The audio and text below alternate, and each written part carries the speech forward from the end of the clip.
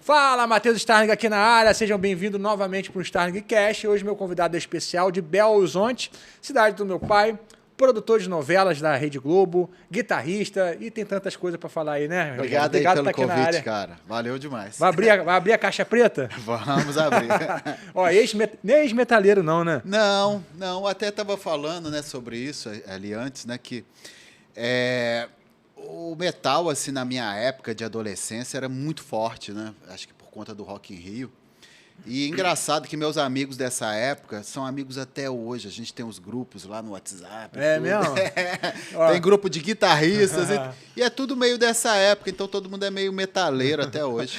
Engraçado que, como eu tenho uma ligação forte com Belo Horizonte, eu comprei meu primeiro CD em Belo Horizonte. Foi Achei que você ia falar meu primeiro queijo. Queijo não. O primeiro CD, a Rise do Sepultura, que eu comprei lá em Belo Horizonte. Mas, galera, antes de começar, eu vou agradecer aqui o nosso patrocinador, JMC Academy, faculdade de música lá da Austrália, nossa parceira aqui há tantos anos, a gente envia aluno para a Austrália, gente, desde 2018, nós já estivemos lá vendo a estrutura da faculdade, conhecendo os professores, as cidades, é tudo incrível, é uma faculdade toda integrada, music business, integra com filmagem para TV, clipe, performance, engenharia de som, então se você entra numa área, você trabalha com a galera da outra área, é uma imersão cultural incrível. Nossos alunos estão lá trabalhando, estão tocando, estão fazendo tanta coisa, estudando. Professores de nível internacional, metodologia, equipamento, gente. Você fica de boca aberta lá quando chega na faculdade. Então não perca essa oportunidade de conhecer mais profundamente a JMC Academy. Nós somos parceiros deles, então se você quiser falar em português, tem JMC Academy Brasil aqui no link, que você fala lá no Instagram diretamente. Também tem, caso você queira preencher um formulário direto, aqui também tem um link, tá bom, gente? Então, aproveite a oportunidade, porque essas coisas passam e a gente nunca sabe o dia de amanhã. Então, se você tem esse sonho de imersão cultural, morar no outro país, se aprofundar na língua inglesa e se formar em 2 anos e meio, 3 anos, uma faculdade, em áreas como performance, engenharia do som, música para game e etc., é agora. Vamos lá, Rogério, começar aqui, cara, lá em Belo Horizonte. Mas incrível, né, cara? Você conhece a JMC, né? Eu lembro que eu teve uma época que lá na Starling, né, eu vi, tinha uns prospectos, tinha umas coisas lá, e eu fiquei encantado. Eu lembro que na época eu olhei o site, olhei as coisas e, caramba, eu achei incrível, assim, porque eu fiz faculdade de música. Mas eu lembro, cara, que na época, eu e os meus colegas, na época, cara, o que a gente vai fazer, cara? Era lá em Belo Horizonte? Lá em Belo Horizonte, fiz violão clássico lá na Universidade do Estado. E, assim, eu sabia que eu queria era coisa de banda. Já estava até começando a produzir umas bandas que eu tocava, as minhas próprias bandas e tal. Mas eu via, assim, a galera estudante, assim, a única opção era ser músico concertista, assim. E eu pensando assim, cara, mas tem tanta gente ganhando grana com jingle, ou com isso, ou com aquilo, não é possível. Aqui no Brasil, acho que eu vejo as escolas ainda muito fechadas, assim, num esquema... Né? E eu vejo ali, é tão legal essa integração, assim, porque a gente vai na faculdade, estuda para... Né? Como é que eu vou entrar no mercado de trabalho, né? Essa questão da faculdade de preparar para o mercado de trabalho, que é a grande briga, né? Exatamente. Aqui no Brasil, a gente se entende muito que a faculdade tem que formar o cidadão. Aí o cara vai fazer música, mas faz sociologia também. Exatamente. E a história da música, e fica 4 anos na história da música. É muito deslocado da realidade de mercado, né? Exatamente. Eu lembro que eu senti... Eu descobri outros caminhos na minha época de faculdade e tudo, mas, assim, eu acho que é tão legal, assim, quando a faculdade já te mostra isso, né? Você tem um network imenso lá, né? Sim. Eu achei fantástico, né? A gente sabe que tem outras com esse formato, mas a Austrália deve ser linda, né? Eu não conheço. Foi o lugar mais bonito que eu já fui.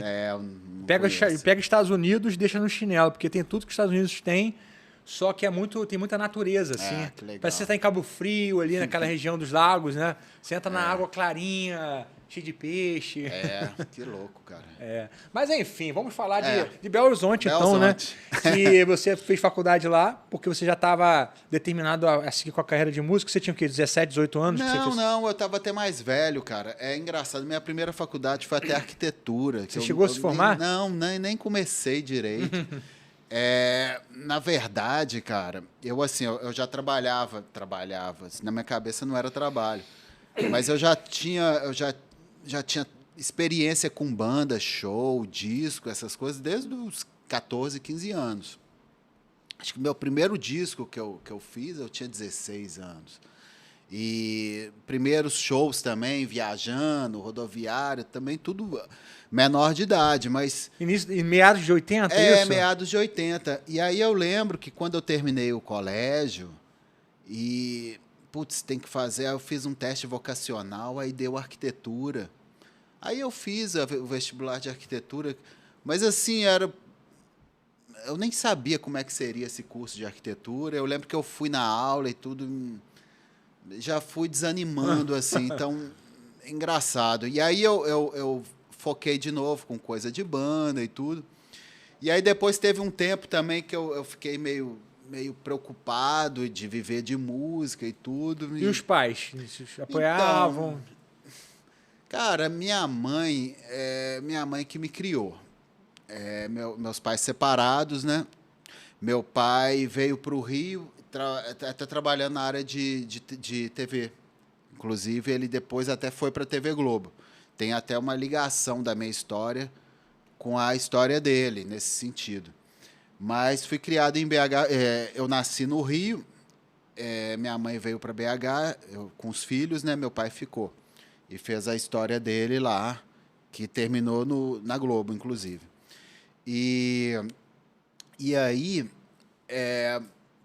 tem a história toda de vida e tudo. Quando chega nesse momento, na minha época, pelo menos, tinha muito essa história de... E minha mãe replicou isso, ou é engenharia, ou medicina, ou advocacia. Meu Deus, cara. E aí eu lembro que, por algum motivo, por conta do teste, né, vocacional, eu escolhi arquitetura, mas não me pegou, e aí eu não fiz, e isso ficou. E aí só mais tarde que eu um pouco... querendo abrir um pouco os horizontes, assim, eu estava meio com medo de ser um músico, assim, eu estava preocupado com o meu futuro, já estava com meus 20 e poucos e tudo, 20 e tantos, talvez, e as minhas primeiras bandas, elas foram até tal lugar, e aí depois não seguiu e tal. E aí, uma irmã minha que me falou, Rogério, por que você não faz uma faculdade de música e tal? Eu falei, nunca tinha passado pela minha cabeça fazer. Você está sempre com violão, sempre com a guitarra, sempre gostou disso. E eu estava querendo ampliar um pouco assim o leque de possibilidades, né? Na verdade, eu estava buscando isso, mas dentro da área de música, né? E aí eu fiz a faculdade, eu nem completei, mas eu fiz 5 períodos, foi legal e tudo, mas como a gente falou no começo assim da conversa, assim, estava me formando para ser um concertista clássico, um músico de violão clássico, que foi maravilhoso, assim, eu adoro música clássica, violão clássico. Entrava um pouquinho na coisa da música brasileira também, de choro, as obras do Garoto, do Villa-Lobos, mas foi maravilhoso descobrir aquele mundo do Léo Brauer, Fernando Sor, né? Aquelas coisas, super legal. Mas, na prática, aquilo não ia...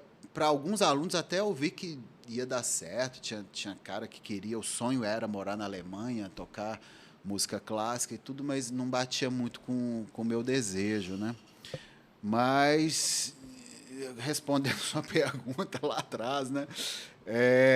Eu não fiz arquitetura e depois é que eu fui fazer música e mesmo assim eu não finalizei. Mas você, cara, começou a viver da música, né, se sentir um profissional, pô, cara, aqui teve um rompimento da carreira. Foi lá ainda em Belo Horizonte, né? Em Belo Horizonte, sim. Eu comecei minhas primeiras bandas, né? Tive uma banda de metal, isso com época do Rock in Rio. O Rock in Rio foi muito impactante para todo brasileiro da minha geração. Foi mesmo. Né? Então, só abrir um parênteses aqui, desculpa te cortar, mas você falou que naquela década de 80, 90, você ligava um jornal nacional, parecia um clipe ou um cantor fantástico, Faustão. Exatamente. E tudo assim, o rock era o mainstream, né? Então, você ia ver o clipe do Barão Vermelho no Fantástico, a capa da Veja, você ia ver o Angus Young, do AC/DC. O Brasil estava, e o mundo, né, estava vivendo esse momento do rock ser mainstream, né? E isso replicou aqui no Brasil e, cara, você sendo jovem, vivendo isso, né? Era incrível, né? E a gente era uma turma que gostava muito disso, né? Eu fui criado... tinha o meu bairro, eu morava na Savassi, eu tinha um amigo, super amigo, que a gente se considera irmão, que é o Jairo, e tinha a galera de Santa Teresa que era metal mais pesado, que era até a galera do Sepultura. E a gente se conheceu nessa época, era a turminha, né? E a gente tentando buscar algum caminho para chegar lá naqueles caras da capa da Veja. É muito doido, né? Muito distante, né? Mas a gente era muito jovem. A gente não tinha noção do tão distante. Apesar do Sepultura ter chegado, né? Isso foi mais maluco ainda pra gente. Né? Porque a música mineira já tinha uma tradição mais da MPB ali, né? Clube da Esquina e etc. E realmente esse lance do rock pesado foi o Sepultura que furou a bolha, né? Teve alguma banda anterior? Não teve. Eu até assim, eu fui muito pego pelo Clube da Esquina também, dessa galera. Principalmente no comecinho dos anos 80, o 14 Bis era muito forte nessa época, né? Acho que você não pegou isso, mas o 14 Bis era uma banda de BH que fez muito sucesso na época. Qual era a formação, você lembra? Era o Flávio Venturini, né? O mais famoso, assim. Aí tinha o Magrão, guitarrista, tinha o Vermelho, tecladista. Tinha um que era do Rio, baixista, que eu esqueci o nome dele agora. Era uma baita banda. Músicas, as composições são lindas, né? As composições lindas. Eu acho que o Poladian era o empresário deles, então... Poladian que virou um empresário top na época, né? E aí eles fizeram muito sucesso, tocavam muito nas rádios e tudo. E eu fui muito impactado pela essa turma assim, do Clube da Esquina, né, vendo os shows em BH, do Milton, do Beto Guedes, do 14 Bis. Mas é engraçado, aí tem esse momento que você está meio rebelde, né? Na década de 80 foi a década do rock, né, cara? E aí eu só quero ouvir pancadaria, né? E aí a gente teve essa cena, que foi uma cena forte, cara. Era muito curioso, cara, porque assim, a gente eu falo, era o Sepultura, que ainda não tinha lançado o primeiro disco, talvez, o Overdose, e a minha banda era o Chacal. A gente tocava para lugares para 1.000 pessoas, assim. Aí teve um momento que o Sepultura lançou o primeiro disco junto com o Overdose, eles já estavam tocando em ginásio para 3.000 pessoas.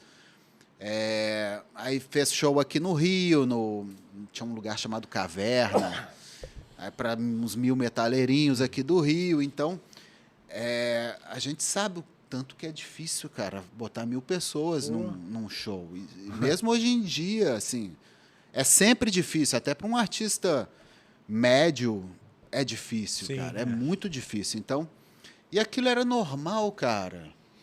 Muito doido. Isso mesmo. era muito doido, cara. E a gente não se dava conta disso, a gente estava vivendo aquilo. E realmente o Sepultura estourou a bolha. Gravou um segundo disco, que já foi um pouquinho mais além.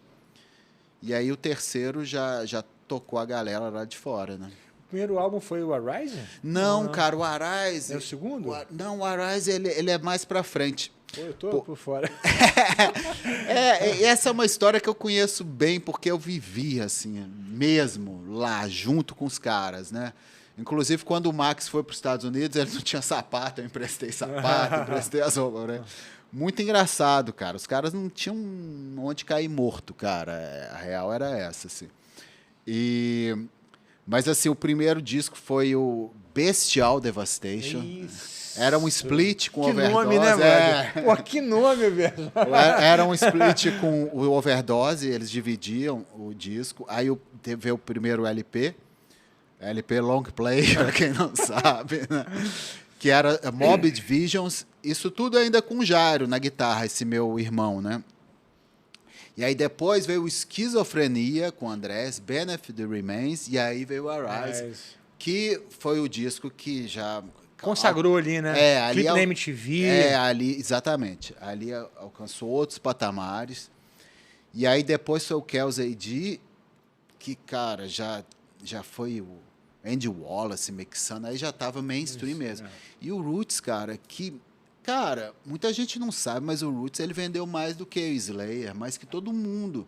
Aquelas bandas que faziam sucesso na época, Dokken, tudo vendeu muito mais, assim. Não sabia, não. É dupla platina. Que é o que quanto isso? 2 milhões de discos. Uou. É muita coisa. É mundial, né? É mundial, cara. E às vezes a gente não tem a noção do tanto que vendeu na época, o tamanho do sucesso, né? É que Sepultura é grande até hoje, né, cara? Mas e como a gente era amigo, a gente acompanhava tudo, então a gente estava vendo que, cara, eles eram quase headliners assim, nos festivais. Era o Metallica, o Sepultura, o Pantera. Mas talvez o Sepultura era talvez a terceira banda do mundo no momento, do metal, né? Então eles chegaram a ser medalha de bronze. Pô, no mundo, né? Aí eu tô falando de 96, né? Por aí. Então... Depois veio uma época também de bandas pesadas que começaram a misturar com rap, hip hop, né? Exatamente. Linkin Park. Chamavam de nu metal. No metal, que deu uma mudada no cenário, né, cara? Foi. Mas foram influenciadas pelo Sepultura, sabia? A coisa da afinação baixa. Que, cara, bicho, eu tava no estúdio no dia quando eles gravaram o primeiro disco, né? Eu tava dentro, literalmente, o Igor gravando bateria, eu sentado lá. Qual álbum? O Morbid Visions. E, cara, é aquele disco, eu acho que tá afinado em dó sustenido. É porque ninguém sabia afinar, cara. Não é porque, cara... Então, assim, já era um drop em si, assim, ousado, assim, que ninguém fazia. Então já tinha drop nessa época, então, Sepultura? mas era...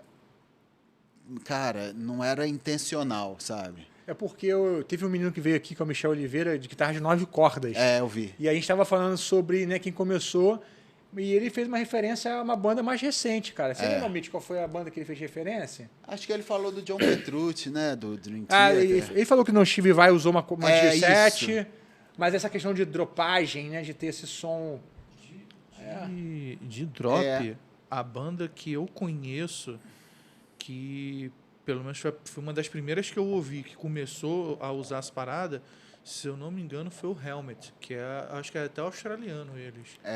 Mas não sei se foi essa que ele mencionou, mas que eu lembro deles usarem basicamente em todos os álbuns do Drop era o Helmet, mas eu não sei se é antes do Sepultura. Então, não, o Sepultura é antes. Eu não sei nem se eles têm tanto... O Black Sabbath já tinha algumas músicas. Em drop. Já tinha.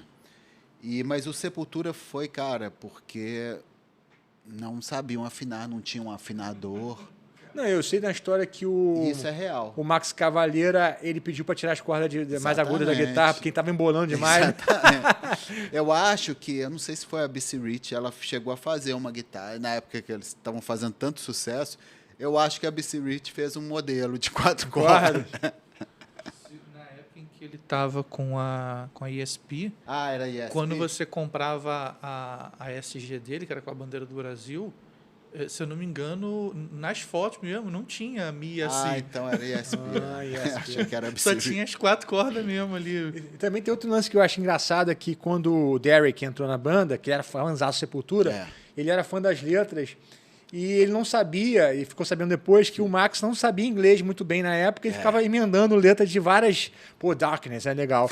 Pelo nome dos discos, você vê, né, cara, que Mas é impacto, cara, né? E é o que eu te falei, cara, eu vivi isso junto, assim, eu tava na casa deles, era meio quase uma comunidade a casa do Max, né, a Wanda. E vocês viram também o cara começando a ter sucesso financeiro também. Exatamente. Então você falou, pô, dá pra viver de música, né? Isso, exatamente. Poxa, eles conseguiram. Tocando um som pesadíssimo, né? Mas foi uma exceção, né? Foi uma exceção. E aqui vem muito metalheiro, cara. O Marcelo Barbosa do Angra veio aqui e a gente teve sempre esse assunto. Cara, dá pra viver do metal, só do metal? É muito difícil viver só do metal. Muito difícil. O Angra já fez um sucesso mais no Japão, né? Sim. O Angra, ele não teve o tamanho do Sepultura, mas é uma banda assim gigante para muitos fãs, né? Eles são grandes. Amadas, são. E mesmo assim, eles não trabalham só, tipo assim, só faço Angra. O Marcelo tem uma escola, empreende outras coisas. O Rafa também tem um podcast dele. Você vê que a galera não fica não, só vivo da banda, né? E assim, eu vivia com essa preocupação, assim, eu não conseguia ficar deslumbrado, vendo o Sepultura que conseguiu e tudo, então eu sempre fiquei muito preocupado, aí eu sempre buscava essas outras alternativas, né? E pelo visto, acho que você também sempre procurou, né? Eu fiz direito, cara. Então assim, esses dilemas, eles eram muito comuns na nossa época. Dilemas. Ali, né? Pô, vou viver da música. É que aquele negócio, não é que o pai e minha mãe eram contra, mas era assim. Mas olha só, assume responsabilidade. É isso que você quer mesmo? Quais são os modelos que você tem aqui na cidade que você pode ver que deram bem com música? Não tem, não é verdade? Vai querer ir assim mesmo? Às vezes você não quer enxergar, né? Mas enfim, demos certo com a música. Cara, eu não posso me queixar. Eu fiquei muito feliz assim com a trajetória que continua, né, indo. Sim. E às vezes vai para uns caminhos que nem pensava, né? Você não pensou que você estaria aqui no Rio de Janeiro, né? 20 anos você está aqui? Olha, uma vez, cara, eu lembro que eu vim para o Rio com uns 15 anos de idade, porque eu nasci no Rio, mas fui para BH com 1 ano de idade, né? Eu lembro que com 15 anos eu falei, cara, acho que eu vou morar aqui um dia. Eu lembro que eu falando isso. E durante uma época, a gente às vezes põe uns planos, uns prazos na cabeça, né? Eu falava, se até os 30 não der certo com banda, aqui em BH eu vou para o Rio. E, bicho, não deu outra. Eu lembro que eu até estava numa banda, nessa época a gente fazia um som meio eletrônico, meio influenciado por um Prodigy. Teve uma época que teve umas bandas...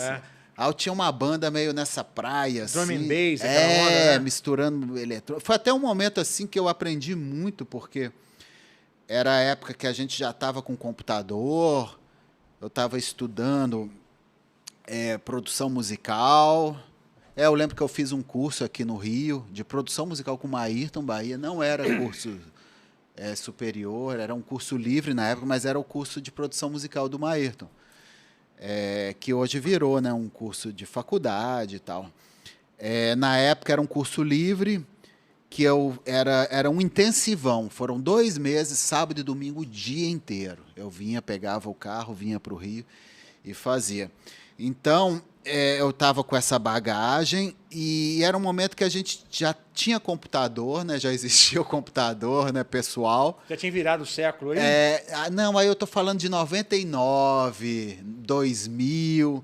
Era aquele Pentium 133, assim, era difícil, mas já existiam softwares, cara. Já existia... Tinha o Cakewalk, que foi tipo acho que ele veio antes do Pro Tools.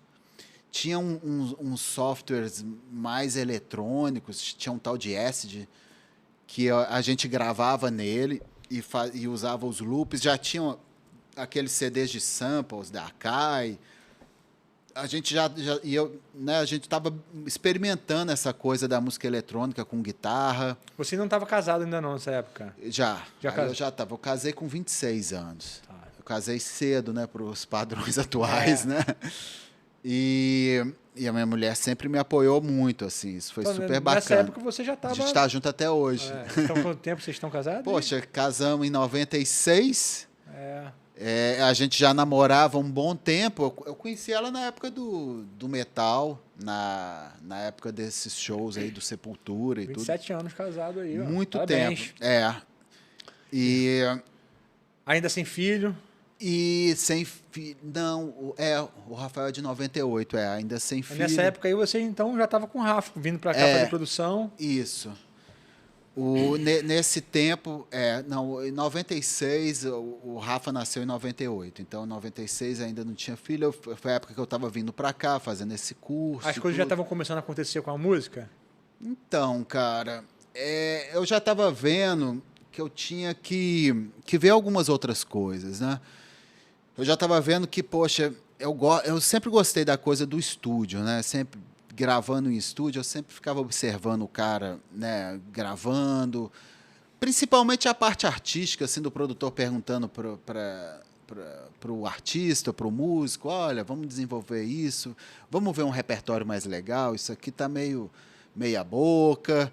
Eu sempre achei muito legal e sempre gostei muito de ler sobre essas histórias de bastidor de estúdio, de gravação, né?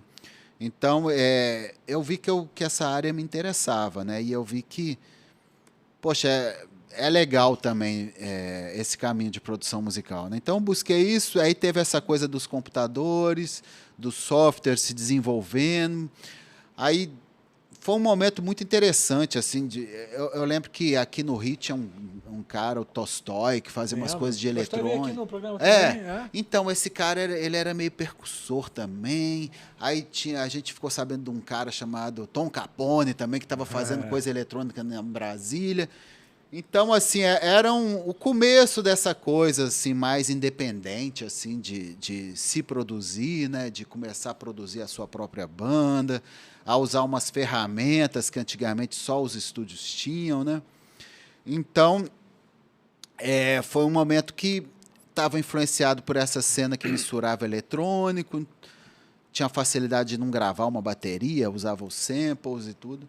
E foi bem interessante, cara. Foi um momento interessante e aí, cara, eu comecei a ver, caramba, vou começar a produzir bandas, estou produzindo minha banda e tal, mas aqui o mercado não vai dar muito certo para mim.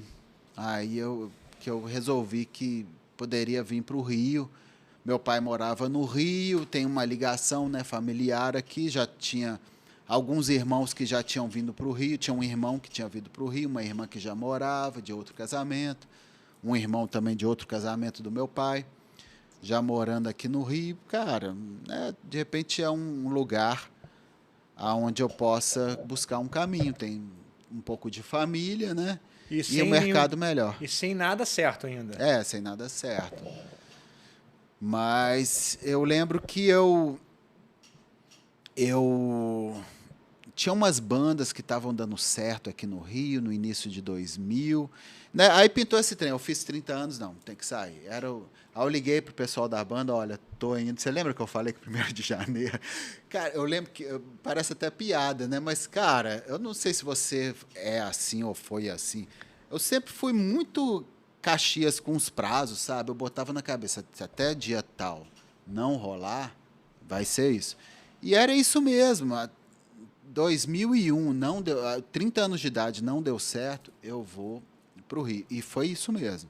Eu falei, olha, tô indo, cara. Não... Cara, mas vai ter um show lá. Eu lembro ele falando, vai ter um show lá no sul, como é que é o lugar? Porto Alegre? Não, era Porto Alegre, um nome parecido. Não, cara, não posso ir. Não, nem tinha fechado nada. Não era... O cara tava falando umas coisas para eu poder ficar, não, velho. E aí fui. E aí, para trabalhar com produção musical, que eu conhecia umas pessoas que estavam trabalhando aqui com isso. Quando eu fiz o curso de produção aqui no Rio, eu fiz algumas amizades. Perguntei para várias pessoas, para o Maestro, se eu vier aqui no Rio, eu posso e tal. Aí eu cheguei aqui, eu fui bati na porta de um monte de gente para ver se eu podia acompanhar a gravação, se eu podia ser assistente. né? Geralmente a gente começa como assistente, né? A gente faz o tá curso de vendo? produção musical e começa como assistente. Aí o cara pergunta, mas você está disposto a fazer cafezinho, enrolar cabo? Vamos embora. Então tá. E Então, rolou alguma coisa nesse sentido? rolou, cara, rolou. E engraçado que, assim, eu caí numa produção aqui de uma banda que chamava Gurus. Era uma produção que era da Universal, eu entrei como um assistente da produção, tipo um assistente B, um produtor B, assim, da parada, sem cachê, sem nada, mas para ganhar experiência. Mas, cara,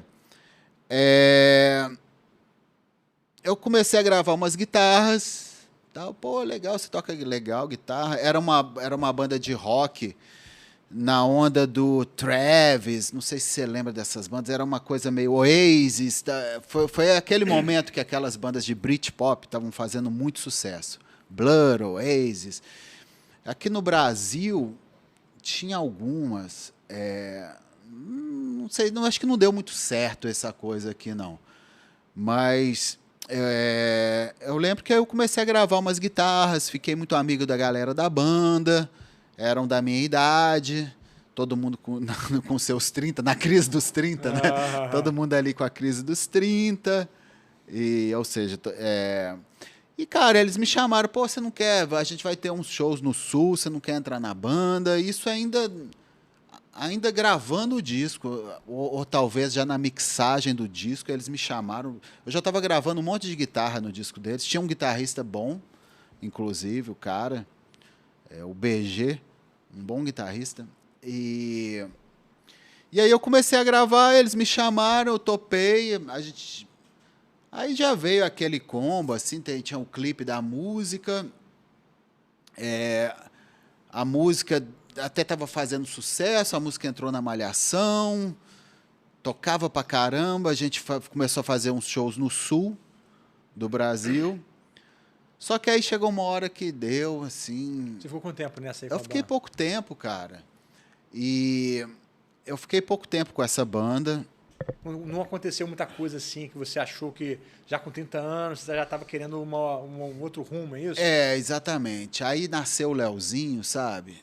Aí a gente já está em 2004, assim, nasceu o Leozinho, eu fiquei, putz... Você veio para o Rio que ano? Foi 2001. 2001. Então você vê que aí tem 3 anos de luta, né, irmão? De luta, Foi bem complicado mesmo, assim, bem sofrido de chorar, não vou dar certo. Foda de fazer empréstimo em banco, foi bem complicado, a gente bem preocupado.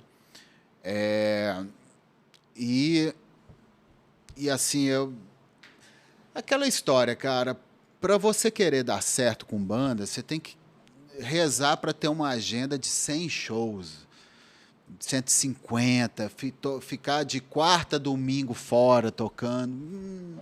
É que você Isso pegou, já não estava me... não saltava os olhos, Não. né? Mas essa época também, cara, início de 2000, foi a época complicada para a banda.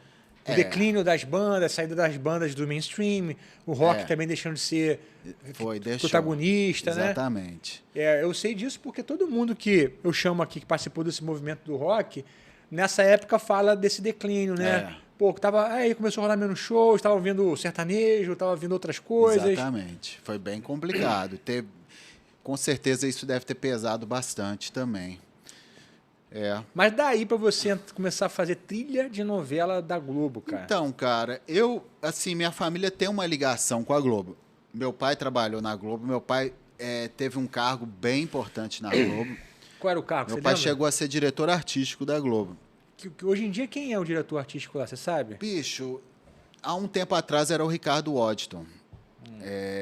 Hoje em dia, não sei, Boninho, talvez. É porque as coisas vão mudando tanto de nome, aí passa a ser diretor de núcleo de não sei o quê, e que a gente nem sabe. E a Globo foi se estruturando de maneiras diferentes. Às vezes, tipo, eu sei que o Ricardo Waddington estava diretor artístico da parte de novela e o Boninho da parte dos shows. E seu pai era diretor artístico de que parte? Tipo, geral. Entendi. Era um baita cargo.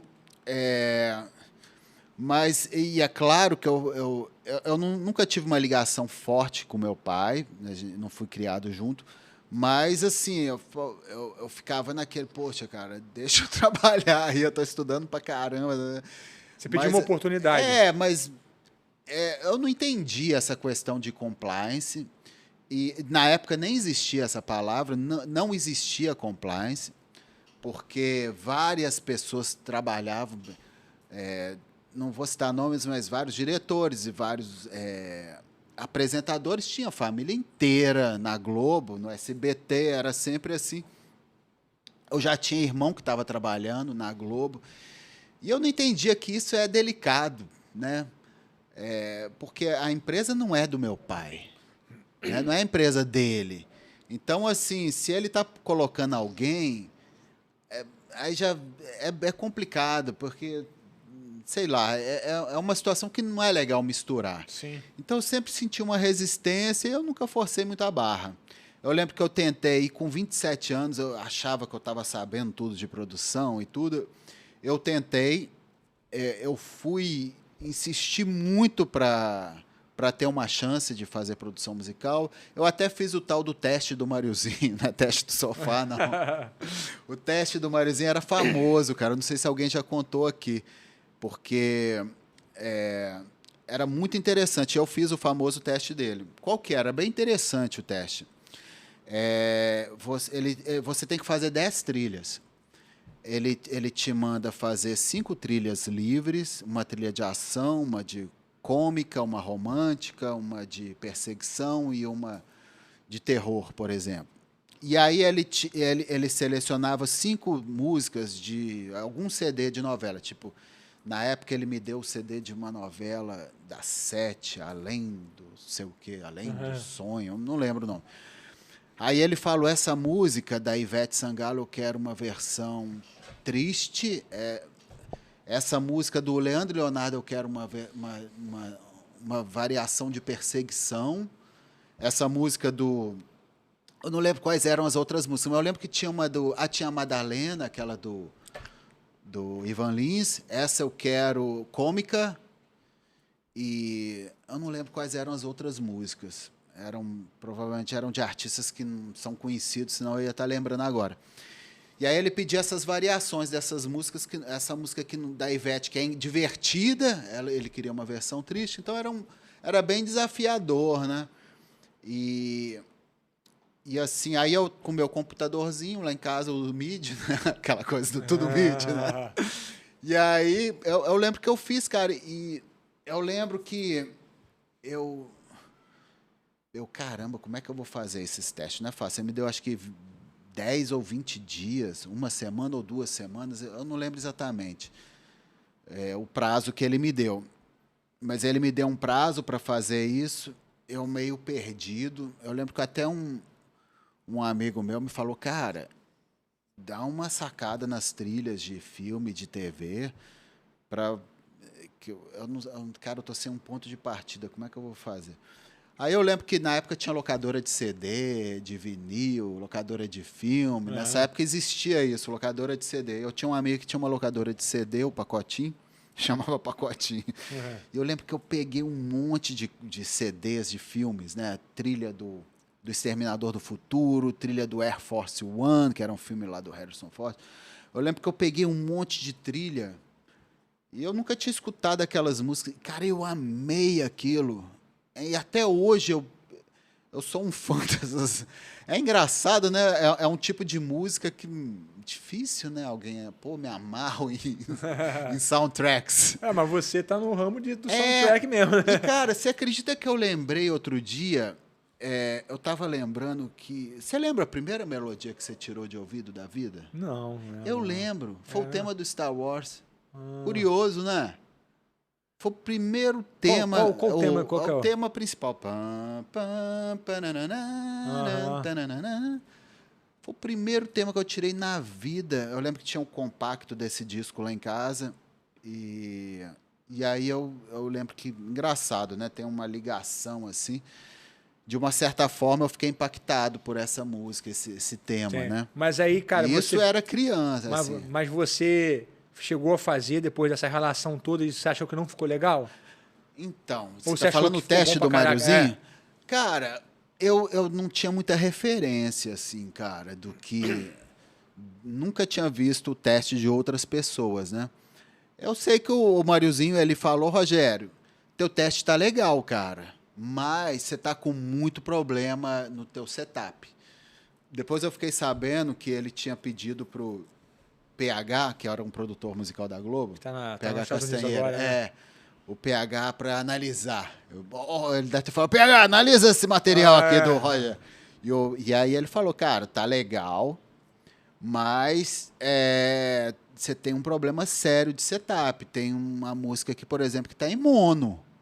Aí eu falei, caramba. Aí eu realmente tava capenga algumas coisas, mas eu sei que eu fiquei meio apaixonado assim, com esse tipo de trabalho. Cara, esse é um trabalho que eu quero fazer, cara. E ali, então, eu me amarrei em mas fazer ele isso. te deu uma resposta que não rolaria? Falou. Ele falou, não... Não tá no momento ainda. A gente só tem uma vaga e vai ser para fulano de tal. Você lembra quem foi? Era filho do Renato Aragão. Eu não sei qual. Paulo Aragão? Não, Paulo Aragão era diretor. Eu não sei o nome, cara, mas era parente ou filho do Renato Aragão. Tá, mas vamos voltar aqui para a parte, então, que você abriu esse parênteses aí para falar que já teve uma oportunidade antes e que isso foi importante para te levar, né, a estar em sintonia com as trilhas. Mas aí você teve uma oportunidade agora que veio através do seu pai. E qual foi a primeira oportunidade? Foi fazer Malhação direto? Cara, na verdade, quando eu entrei na Globo, meu pai já não estava. Então, isso foi até legal, assim, porque... Mas como que pintou essa oportunidade de entrar Cara, ali? nessa época, eu estava trabalhando na Som Livre, eu tava, assim... Aí eu tinha feito um curso de produção fonográfica, né? Aquela coisa de... Bicho, abrir moleque, trabalhar com produção musical não tá dando certo, não. Eu tenho que ver alguma coisa, cara. Aí eu estudei produção fonográfica, fiz um curso. Até na SPM, foi legal pra caramba o curso, com uma galera da indústria mesmo, dando uma aula, foi bem bacana. E aí eu consegui uma oportunidade na Som Livre.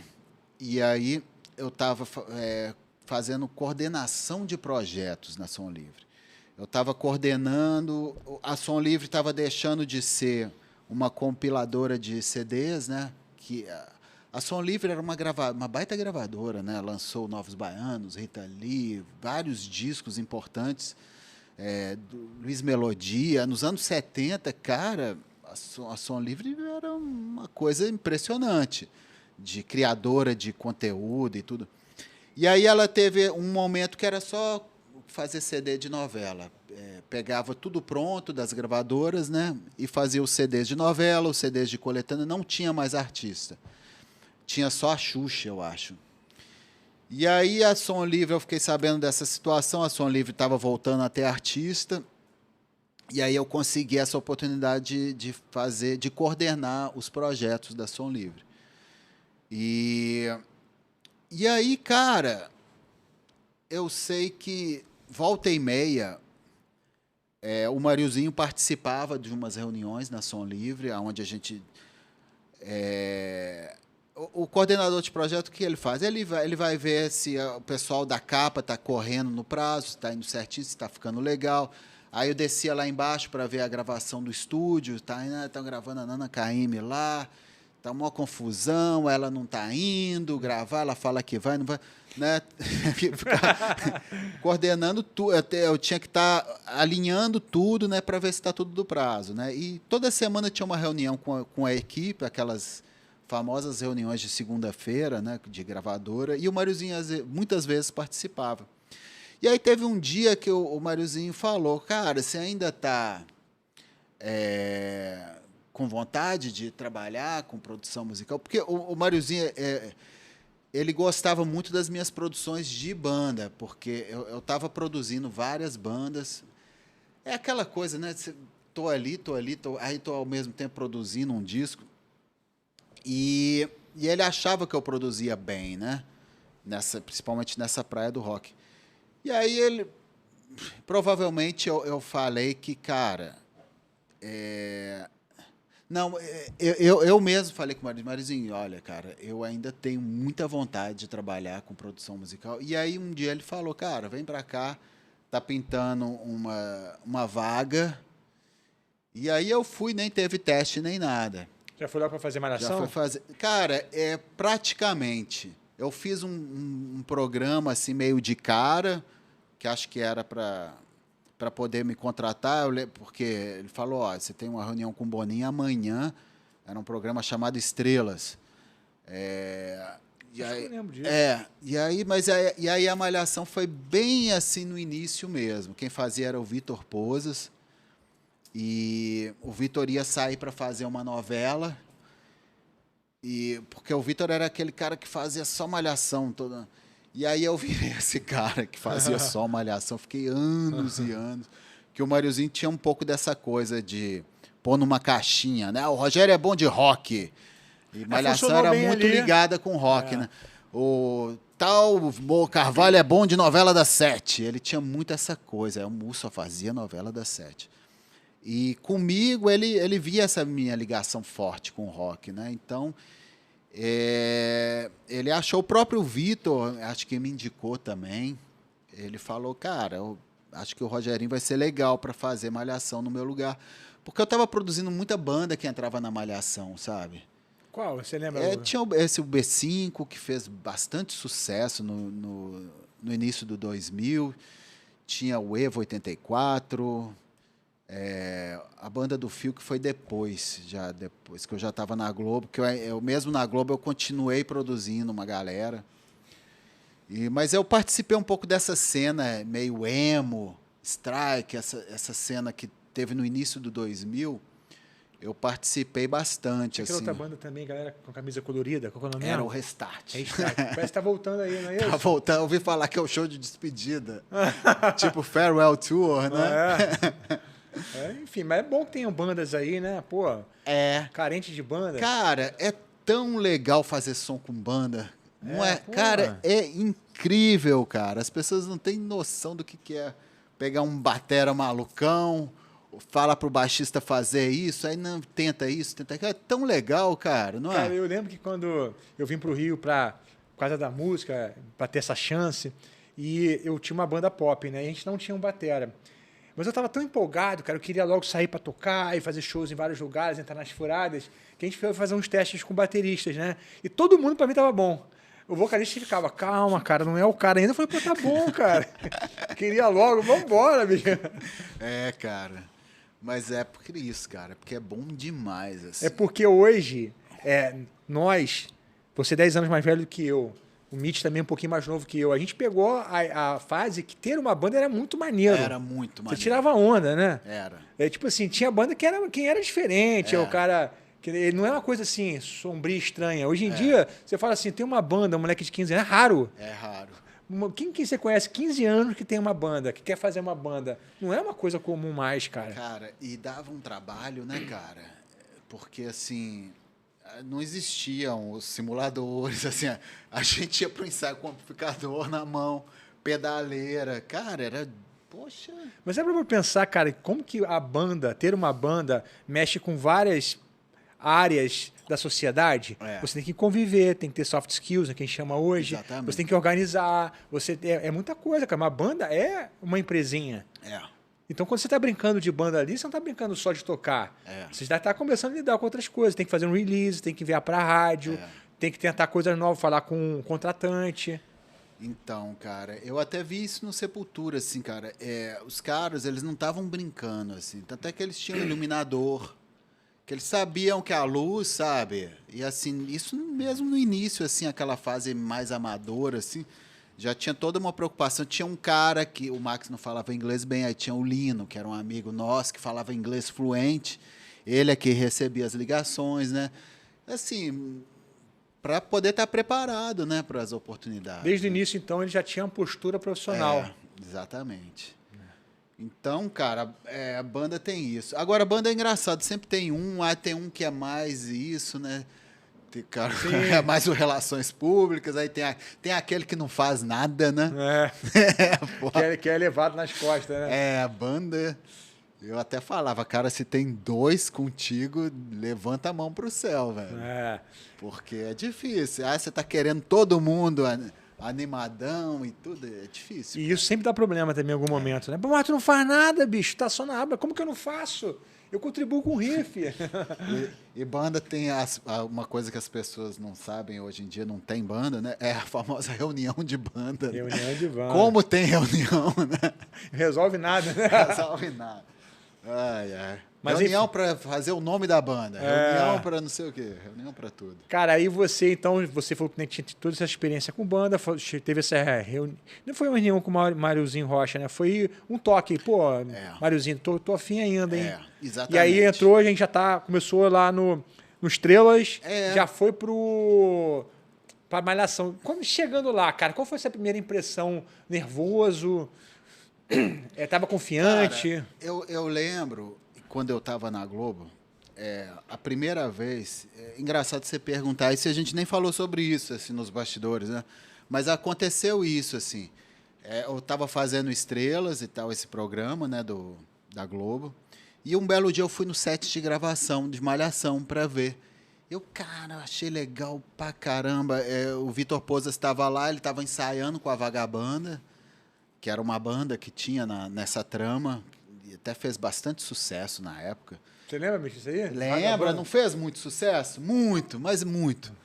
Eu acho que Malhação dava 40 pontos no Ibope. Cara. Isso em que ano, cara? Isso é 2002, talvez.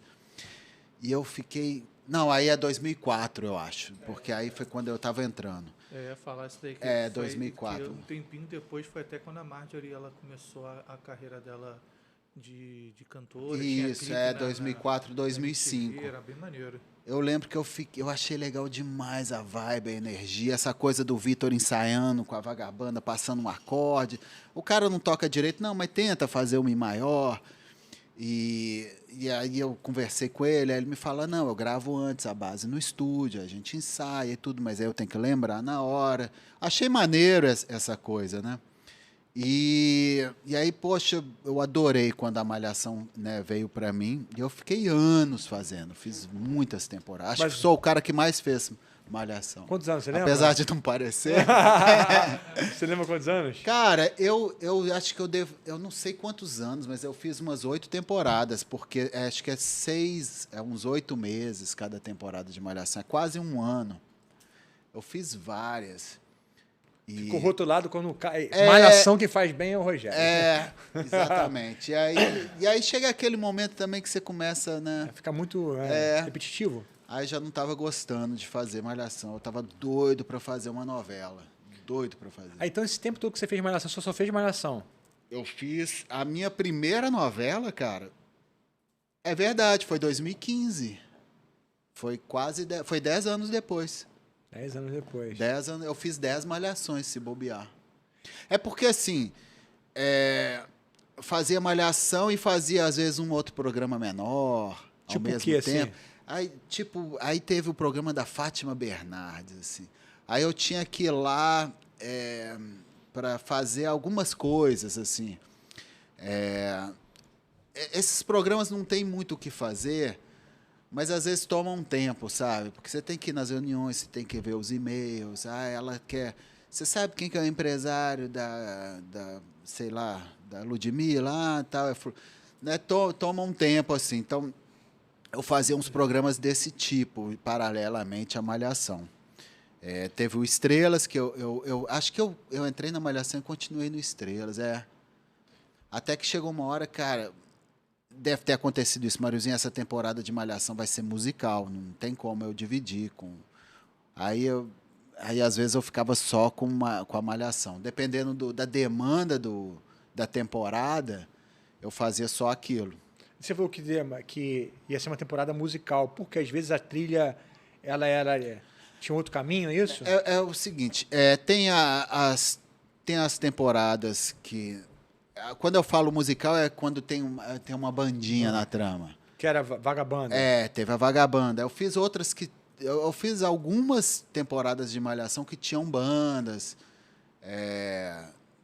Às vezes tem a banda e tem um cara do samba. Eu tive uma que tinha a banda e aí tinha 2 meninos que tinham um pagode, faziam samba. Tem umas que são mais focadas mais nessa coisa musical. Eu fiz uma que era musical mesmo, essa foi meio doida. De musical mesmo, de subir na mesa e cantar. Teve isso. Entendi. Teve malhação assim? Teve uma. É que essa época eu não estava morando no Brasil, cara. Não peguei 2004, 5, 6, 7, 8, 9. Era o Sérgio Lorosa era o professor, e aí tinha a galera. Era bem musical. E qual era a demanda que chegava para você? O que chegava assim, Rogério, a tua tarefa de casa é essa aqui. De casa não, né? Tarefa do trabalho. Então, quando é uma temporada musical igual essa, eu te falei, assim, tem aquelas demandas antes da novela estrear, né? Que é aquelas demandas de música incidental que eu tenho que produzir. Explica pra galera o que é uma trilha incidental. Então, cara, você não consegue sonorizar um programa tipo Malhação só com músicas comerciais, né? A gente tem as músicas comerciais, que são as músicas, sei lá, da Luísa Sonza, do João, né? Hoje em dia seria isso, né? Se sai o CD da Malhação, talvez seria isso, né? Então, você não consegue, cara. Parece que não, mas na Malhação tem umas traminhas de ação, tinha, né? Tem aquelas situações cômicas de comédia, às vezes tem uma comédia bem escrachada, e aí você precisa daquelas músicas para embalar isso, né? Às vezes, novela tem muito isso, né? Perseguição de carro, explodir uma lancha, né? Novela adora explodir lancha, né? Tem umas coisas assim, a empresária, a dona da fábrica, né? Aí tem uns terroristas, né? Sempre tem umas coisas assim, né? Exageradas. E chegava para você escrito o que na trilha incidental ali? Então, depende do... Tem autores que escrevem na... Escrevem a trilha? Não, tem autores que escrevem no capítulo. Assim, trilha... começa a cena com uma trilha bem triste para mostrar a depressão do fulano de tal. Às vezes tem autor que faz isso. A maioria deles acho que não. Deveriam fazer isso todos, né? Dizem que... Eu nunca trabalhei com ele, né? Mas como é que chama? Tinham que fazer umas novelas das 9 com Jaime Monjardim. Eu esqueci. Manuel Carlos. Dizem que o Manuel Carlos escreve tudo. Bossa nova, tal, bossa nova incidental, que dizem que ele escrevia tudo. Até agora sai a música. Até com dica para o sonoplasta, né, inclusive. Mas geralmente não tem. Mas já vi vários capítulos com isso. Então, assim, a gente tem que decupar os... Primeiro tudo começa com a sinopse. Vem a sinopse 6 meses antes da novela estrear, mais ou menos. Esse é o ideal, às vezes 4, 3 meses antes. Mas geralmente, sinopse de quantas folhas, assim? 40 folhas, mais ou menos. E aí a gente tem a reunião com direção e equipe, ele vai falar o que ele quer do figurino, o que ele espera, qual que é a paleta de cores, né? A cenografia. A cenografia já começa antes, né? Por conta de construir a cidade cenográfica. Acho que 1 ano antes já começa. Uau.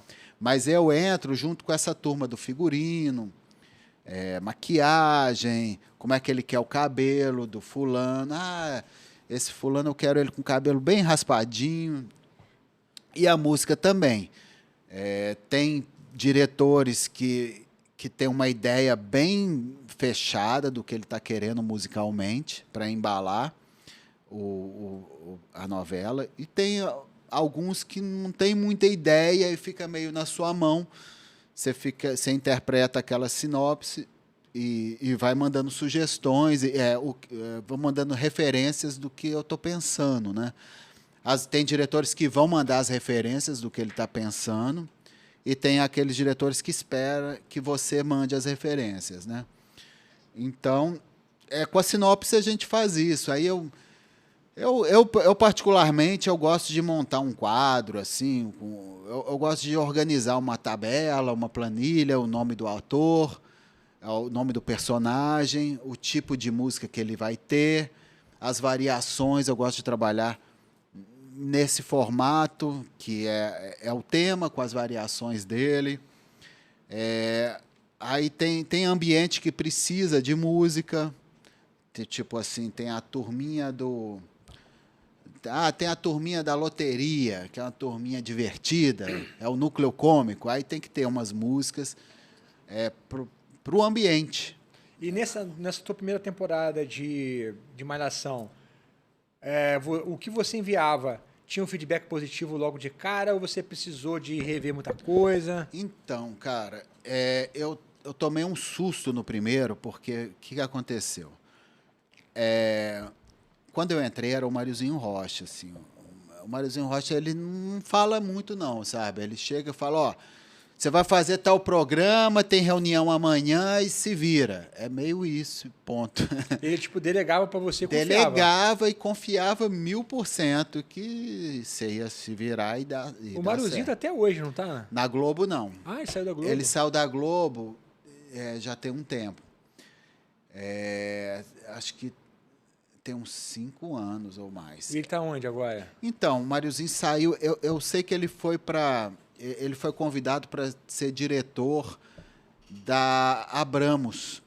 Entendi. Sociedade, né, de direitos autorais. Porque esse tão falado, Máriozinho É uma Rocha, lenda, né? Uma lenda, né, cara? Eu sou muito grato, assim, de ter conhecido e trabalhado com ele. Então, nesse porque ano... eu acho ele uma lenda. Uma lenda. Eu conto isso, parece, né, que chefe mais estranho, né? Mas, cara... Cara, quantas vezes o Máriozinho já foi citado aqui? Eu não perdi a conta. É até bom falar isso, né? Porque, para quem não conhece, às vezes escuta isso, o cara só falava isso comigo, vai lá e se vira. Mas, cara, eu aprendi demais com ele. Demais mesmo, assim. É um cara muito sagaz, muito musical, né?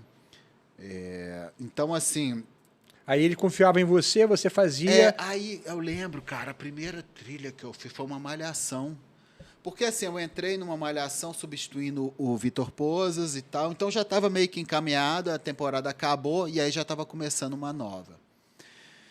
E eu lembro que eu não tive muito briefing, não, ficou meio na minha conta, né? Nessa época também você estava um pouco temeroso de, será que eu vou ficar aqui? Será que eu não vou? Ou você estava, cara, só aproveitar o momento e seja o que Deus quiser? Então, foi um misto, assim, de emoções, né? Eu estava com muito medo, muita insegurança, porque, não por conta de malhação, mas por conta do nível de uns caras que estavam lá dentro, que para mim era meio assustador, assim. Tipo o Mu Carvalho, o Tim Rescala, o Alberto Rosenblit. Esses caras, para mim, eles eram meus ídolos, assim, né? O Mu era meu ídolo, assim, de infância, né? E eu achava e acho ainda, assim, muito acima, assim, de mim. Os caras, assim, extremamente talentosos. E eu fiquei muito preocupado com isso. Caramba, como é que vai ser isso? Será que eu vou ter que reger uma orquestra na hora? Será que eu vou ter que fazer isso? E aí, cara, eu lembro que eu fiquei muito preocupado com isso. Eu tinha um preparo para isso, mas, assim, estava meio devagar. Não, eu estava na Som Livre coordenando o projeto, eu estava fazendo outra coisa. Você fica meio...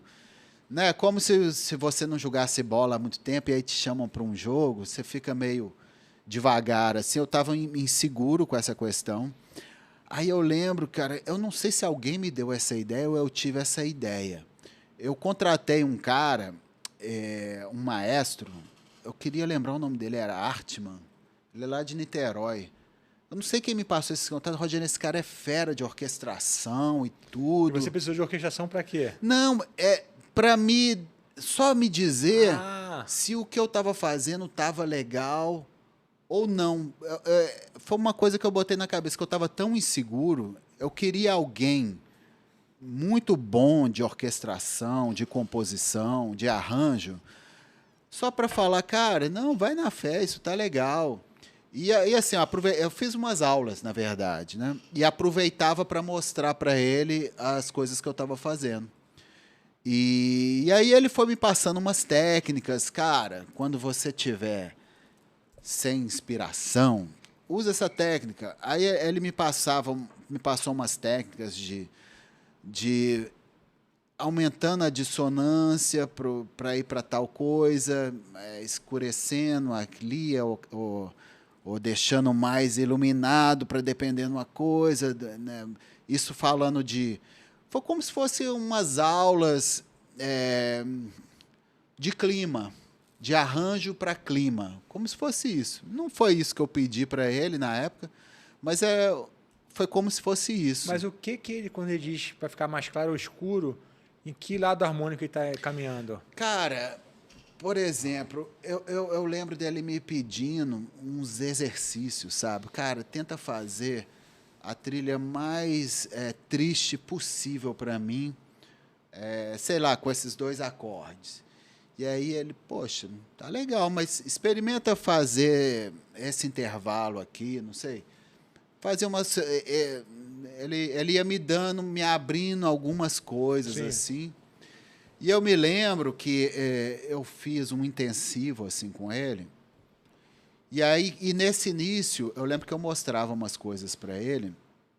E aí ele falava, tava legal.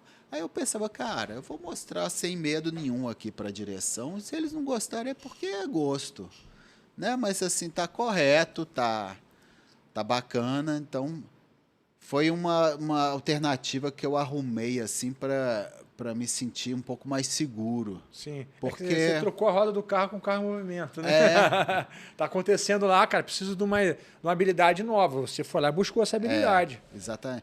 Mas isso aí,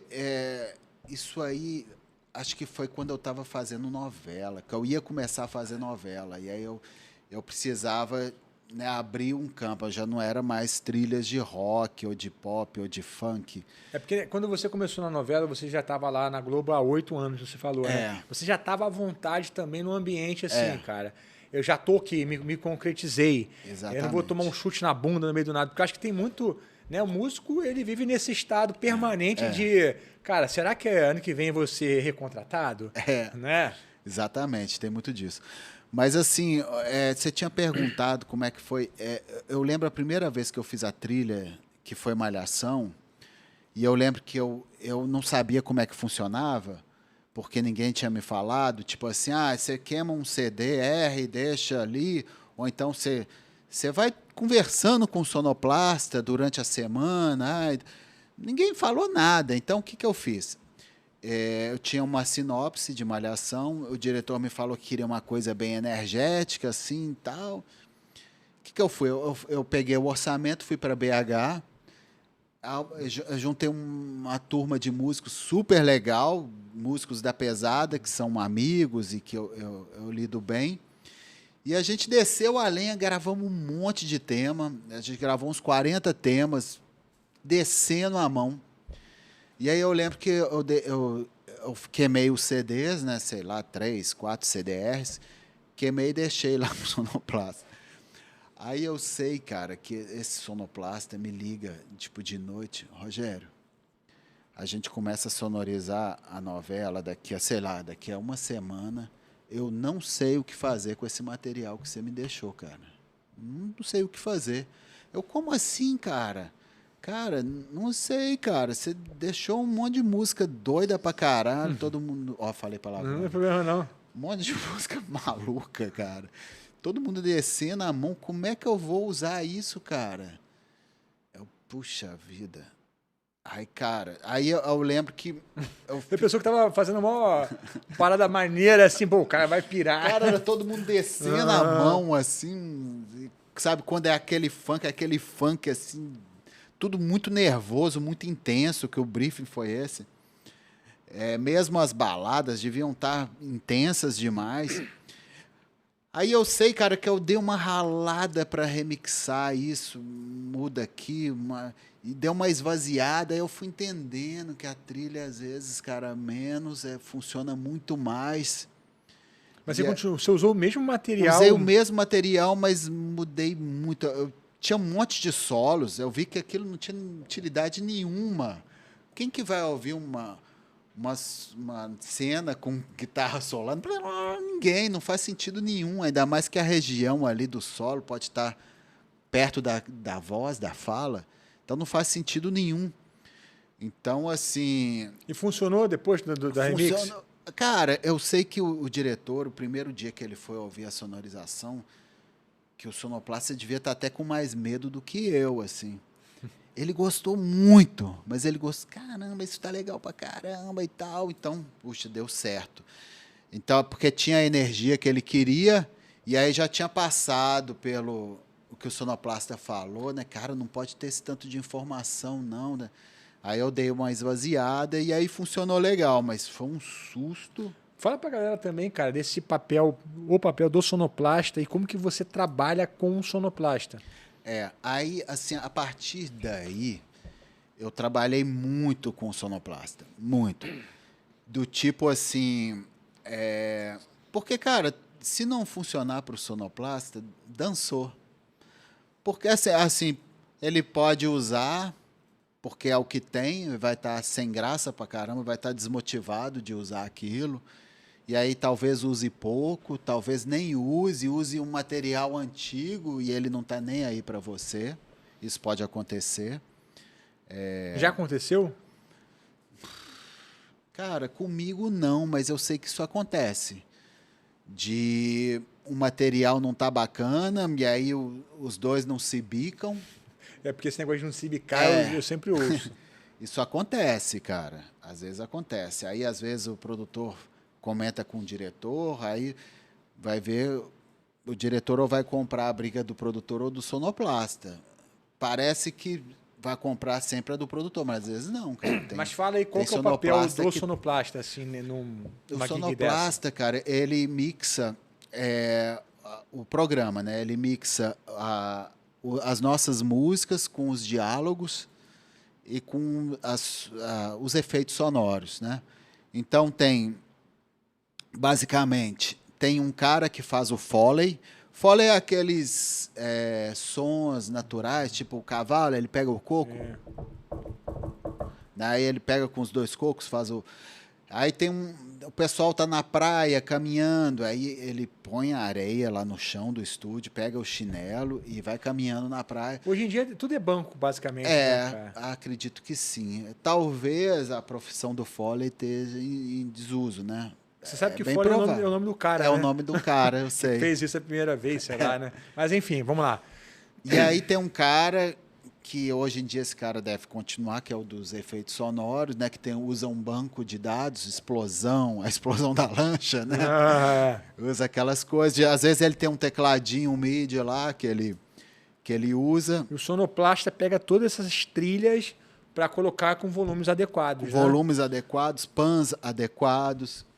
E é um trabalho super legal, cara. Tipo assim, a moça tá ouvindo lá a conversa por trás da porta. O cara ele não vai abaixar o volume, ele pega o filtro, ele vai tirar as frequências altas, ele vai pôr o pan de acordo com a cena, né? Ele tá achando que a cena ali da explosão podia misturar o som da explosão com um synth maluco.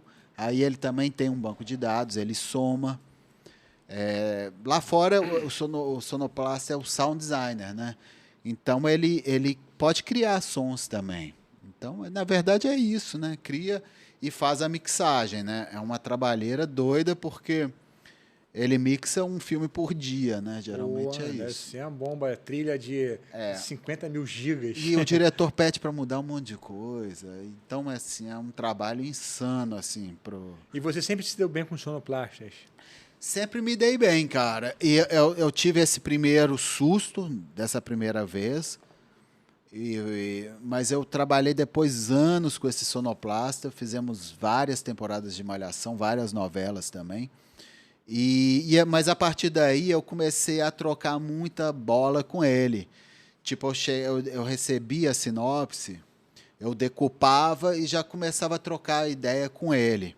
Cara, eu tô pensando em fazer umas coisas assim para esse personagem, estou pensando nessas referências. Tudo que eu conversava com o diretor, eu também conversava com ele. Para não deixar aquela coisa de vai chegar o dia da sonorização, aí a surpresa 100% e total, né? Pô, que material maluco. é isso mesmo? Eu conversei com o diretor, fica chato, né? Então, e também a visão dele enriquece a nossa também, né? Uma troca, porque assim, esse cara, ele tá todo dia ali, cara. É uma visão diferente da Sim. nossa. Se eu for sonorizar, talvez eu vou sonorizar diferente. Ele vai sonorizar para TV mesmo, assim. E a gente aprende com eles também. É bem legal. Aí você, cara, ficou ali 8 anos fazendo uma Por malhação aí. até não aguentar mais. Até não aguentar mais. No final você já estava se sentindo como ali, assim, pô, por favor, não me chamem pro próximo. Eu acho Ou você que- pediu para sair? Cara, deve ser como um ator que talvez fique anos fazendo A aquela mesma série. série, né? Deve dar essa sensação também, né? Às vezes cansa, às vezes você fica mais desmotivado. Mas eu acho que eu não pedi. Não, foi um diretor que fez o que tinha a rotatividade na malhação dos diretores. Eu cheguei a fazer malhação com o Ricardo Waddington dirigindo, com o Marcos Paulo dirigindo, várias pessoas, né, passavam por ali, né? Apesar de ser um programa jovem, todos os diretores passavam por ali. E aí eu lembro que um diretor que fez uma malhação comigo, ele gostou muito de mim, e aí ele foi fazer uma novela e ele me chamou. Eu lembro que ele até falou comigo, cara, vai ser sua primeira novela, eu tô bem inseguro, você vai dar conta? Eu falei, claro, pode deixar. Cara, Mas, de novo, assim, a gente nunca tá 100% seguro, né? Mas por que ele te chamou? Porque ele tinha gostado muito Trabalho do trabalho que a gente fez junto em Malhação. Só que em termos de volume de trabalho, uma novela exige mais. Muito mais. Muito E mais. assim, e a novela, ela, dependendo, geralmente, ela abre um campo musical muito maior. A Malhação é sempre ali no núcleo jovem, sempre. Agora a moda é hip hop, então a trilha vai ser muito em cima de hip hop. No início dos anos 2000 era rock, então tinha muito rock. Mesmo o rock não estando assim, muito no mainstream na época, mas combinava, né, com Malhação, o rock, né? Então tinha muito isso. Mas, cara, ele falou, ele sabia que eu tinha os skills também para fazer uma trilha orquestral e tudo, ele sabia, né? Qual foi essa primeira novela? Chamava Totalmente Demais. Eu lembro. Essa novela, e ele me falou, cara, que ele queria uma coisa bem romântica, nos 50. Eu falei até com ele, tipo Annie Mancini, uma coisa assim, tipo essa coisa, Hollywood, anos 50. Putz, eu amava isso. E aí poxa, me dediquei muito, mas muito mesmo. E fiz com maior paixão, assim. E foi pancada trabalhar assim, tipo, pô, sentir um volume de trabalho? Foi bem pancada, porque nessa época ainda não tinha essa ideia que o Marcel, ele veio depois do Mariozinho Rocha. Nessa época o Mariozinho Rocha ainda era o chefe. Então, nessa época, a gente ainda fazia sozinho as novelas. Que é uma coisa que de uns anos para cá mudou. Hoje em dia, no mínimo 2 produtores musicais fazem uma novela. Porque a demanda é meio insana mesmo. Então, eu não sei se é por conta de lei trabalhista ou o que é, mas mudou. E assim, poxa, todos os departamentos têm sempre 2 produtores de arte, 3 produtores de arte, 3 cenógrafos. São vários assistentes de produção. São figurino, sempre tem 2 pessoas, 3. Produção musical era sempre só um. Então, eu ainda peguei essa fase, né? De fazer sozinho, né? Ter que compor tudo sozinho, ter que responder todos os e-mails sozinho, né? Eu poderia ter uma secretária? Poderia, mas não sei porquê. Eu não tinha muito essa noção, assim. Eu não administrava muito bem essa questão. Você tem uma ideia de quantas composições, de quantas trilhas você fez para uma novela dessa? Então, cara, são muitas. A gente faz uma média de 200 para novela, assim. E às vezes mais, às vezes menos. Contando com tudo, né? Trilha incidental. Só incidental. Só incidental. Só incidental são mais ou menos umas 200. Nossa, é muita coisa. É muita coisa. E assim, pensar que a maior parte, a gente, sei lá, 60% a gente entrega antes de estrear. Porque E tu batendo com um produtor lá, com o diretor da novela. com o diretor, mandando para ele. às vezes com o autor também. E aí, você estava tendo já feedback como no início, porque estava meio inseguro?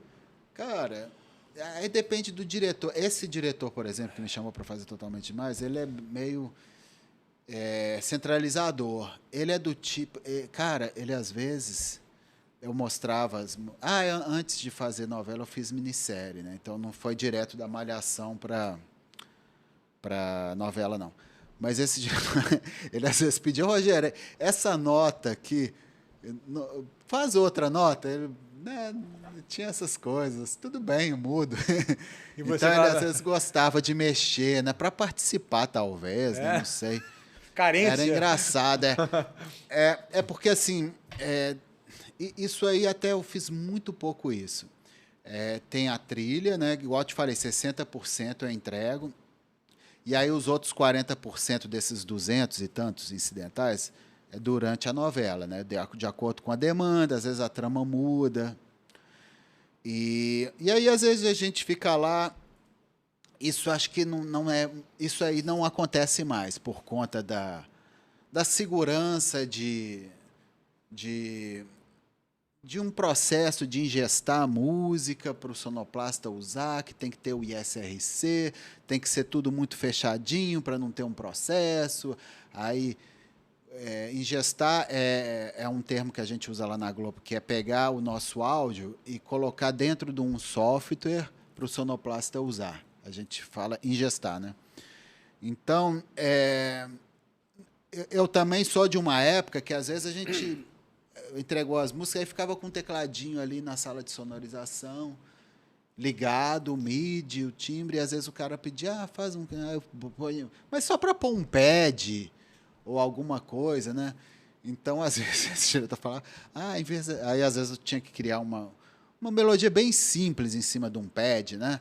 Só para fazer um clima ali que faltou, um soprinho ali que faltou. Aí ele, às vezes, pedia, não, faz assim, ó, faz essa nota aqui.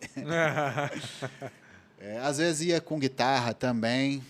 Você, cara, na música, mudou-se a maneira de como é remunerada o músico, o produtor, né? Agora o músico não ganha dinheiro conexo. Você pegou alguma mudança também enquanto você estava lá dentro? Eu peguei uma mudança, sim. Inclusive, acho que o streaming não está pagando músico até hoje, né? Então, essa área aí que é super nebulosa. Mas para você também mudou dentro de novela? Então. E o que mudou? Como que é essas, por exemplo, você faz 200 trilhas. Isso. Você é remunerado por trilha? Como que funciona isso? A gente... É como se fosse uma música comercial, né? Só que, assim, a Globo a gente entende como a produtora fonográfica, porque ela está bancando o fonograma, né? Porque antes nem tinha os fonogramas, né? Quando eu entrei, a gente iam sonorizando e a gente ia recebendo de acordo com o que a sociedade identificava, o que a minha sociedade arrecadadora, tipo Abramos, identificava. Era uma coisa que eu nem sei como é que funcionava muito bem, sabe? Mas tinha esse tipo de arrecadação e tudo. E aí entendeu-se que tinham que criar os ISRCs para o incidental, porque a gente ia receber de uma forma organizada e através de um sistema. E a própria Globo, porque ela é a produtora fonográfica, ela vai receber de volta o valor como produtora fonográfica, né? Tipo assim, a empresa paga, e aí, no caso, a Som Livre era a produtora fonográfica, ela recebia uma parte de volta como produtora fonográfica. Então, as nossas músicas, elas todas têm ISRC, todas. Ela segue um padrão que quando se criou o ISRC, a gente dava 12,5% ficava para a Globo. E a gente ficava com 87,5%. É um número maravilhoso. Esse número passou para 25%. E eu sei que ano passado a Globo já fica com 50% do que o produtor musical compõe. Tem gente que brinca que daqui a pouco vai ser 100%. Porque era 12,5%, caminhou para 25%. A gente topou os 50%, porque ainda assim é um retorno bom. O direito autoral de uma novela na Globo ele é muito bom, porque... Todo dia. Porque é todo dia e a Globo tem as repetidoras, são 100 repetidoras no Brasil inteiro. Então é um número muito bom. Então, mesmo estando em 50%, ainda é um valor bacana. Ainda é um valor bem interessante, assim, se você for pegar O mercado, assim. o mercado, a arrecadação dos compositores, talvez você ache um de nós lá, assim, na segunda folha, sabe? Talvez na primeira até, dependendo. Então existe então esse documento É o aí. mesmo, existe, as sociedades têm. O ECAD, Quem mais arrecada, isso é público. Você vai achar lá, sei lá, o MC Kevin, eu não sei o nome deles, em primeiro lugar. Você provavelmente vai ter uma galera lá, Luísa Sons, Anitta e tal. E talvez na segunda página comece a ter um de nós, mesmo estando em 50%, talvez. Não sei como é que estão esses números hoje. Mas eu peguei toda essa transição de ser 100%, mas era um 100% nebuloso. Aí convencionou, não, os músicos, os produtores, as trilhas necessárias também tem que ter ISRC. Começou com 12,5% para a Globo, passou para 25%, agora está em 50%. Mas é uma coisa organizada, né? É um acordo, topa ou não topa, né? Mas foi um acordo feito individualmente para cada um ou Cara, foi meio que, vamos juntar a classe um aí? individual, mas é Foi o pra mesmo todos. para todos. E assim, eu acho que o Netflix tem feito dessa forma 50%, quando tá pegando os compositores. E geralmente tá virando meio que um padrão. É 25% ou 50%. Entendi. Cara, até a gente está até conversando aqui. As coisas mudaram muito com a entrada do streaming, né, cara? Virou o século. E assim, a velocidade das mudanças chegam a ser até difícil de entender, né? Você falando mudança financeira, mas porque a Globo, o SBT, todas essas emissoras que são tradicionais sofreram muito, né, cara, com isso aí. Eu não estou querendo fazer um discurso de proteção, não, a dizer, eles aumentaram porque eles estão sofrendo mais. Mas é fato que entrou, né? Eu, por exemplo, né? eu não tenho TV a cabo nem TV aberta há muitos anos já. Eu te falo que meus filhos acho que nunca viram TV aberta. Os meus filhos também nunca viram. Nem sabem o que é isso. Não sabem nem o que é. É só YouTube ou algum streaming. Imagina amanhã como é que vai estar isso, né? Então, as coisas mudaram bastante, né? Eu acho que a Globo está caminhando para isso. Eles estão investindo nas novelas online, né? No Globoplay. O Globoplay parece que foi uma boa jogada, né? Acho que sim. Parece que foi. E tinha que ter essa jogada, né? Não... É porque muitos canais, tipo SBT, CNN, estão no YouTube, cara. Tipo assim, o que passa na TV, passa no YouTube. Isso aí é tipo uma maneira de você, cara, vamos canibalizar logo isso aqui, e as pessoas já estão vendo de outra maneira, vamos botar no YouTube de graça. Mas é isso, cara, mudou o jeito, né? Mudou o jeito de ouvir música, mudou. Eu ainda escuto CD e vinil. Você põe lá. Eu ainda compro, porque ainda vende. Ainda vende, Eu ainda compro, cara. De vez em quando esses dá uma reaquecida no LP, uma reaquecida no CD. Eu fiquei muito surpreso, cara. A Taylor Swift vendeu 1 milhão de vinis. É mesmo? 1 milhão, cara. Impressionante. Doideira. Disco Vinil, de platina, né? Teve gente que comprou ali só pra ter. Aí eu tava vendo isso outro dia. Não sei se foi o The Weeknd, que ficou em segundo lugar, vendeu tipo 500 mil vinis, né? Mas o fã, ele gosta, né, de comprar. É porque, a às coisa vezes, ele física. nem sabe que existe isso, né? Se começar a voltar, talvez até pegue um pouco, sabia? Porque o fã quer também uma coisa física, né, cara? E, cara, e você que tá com 50 anos, pegou várias etapas aí da música, do metal, rock nacional e tudo.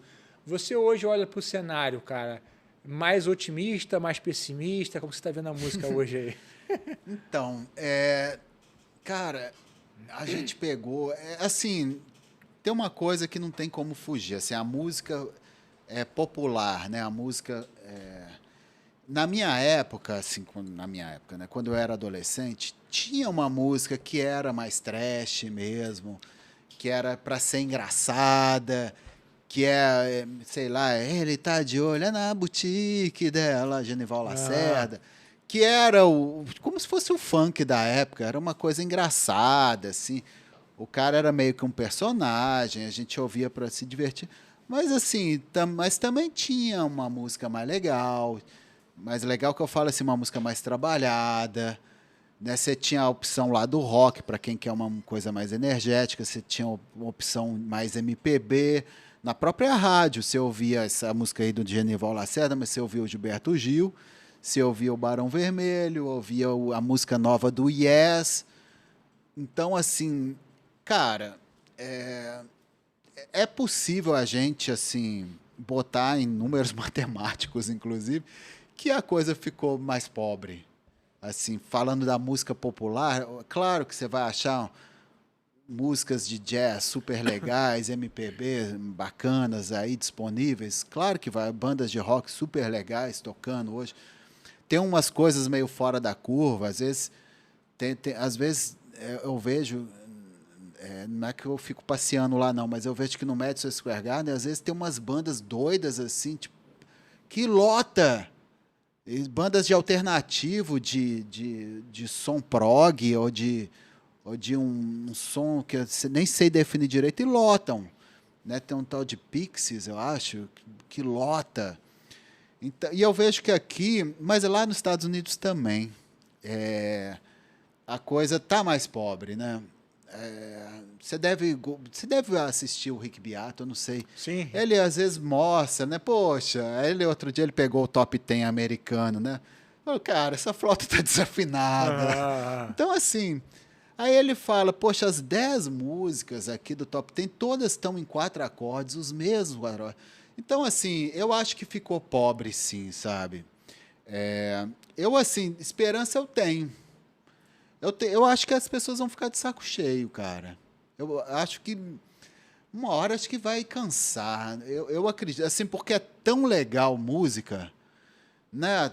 Acho que a pessoa não tem muito acesso, assim, mas eu acho que, assim, uma coisa que poderia ajudar é os artistas mais populares começarem a ser um pouquinho mais ousados, né?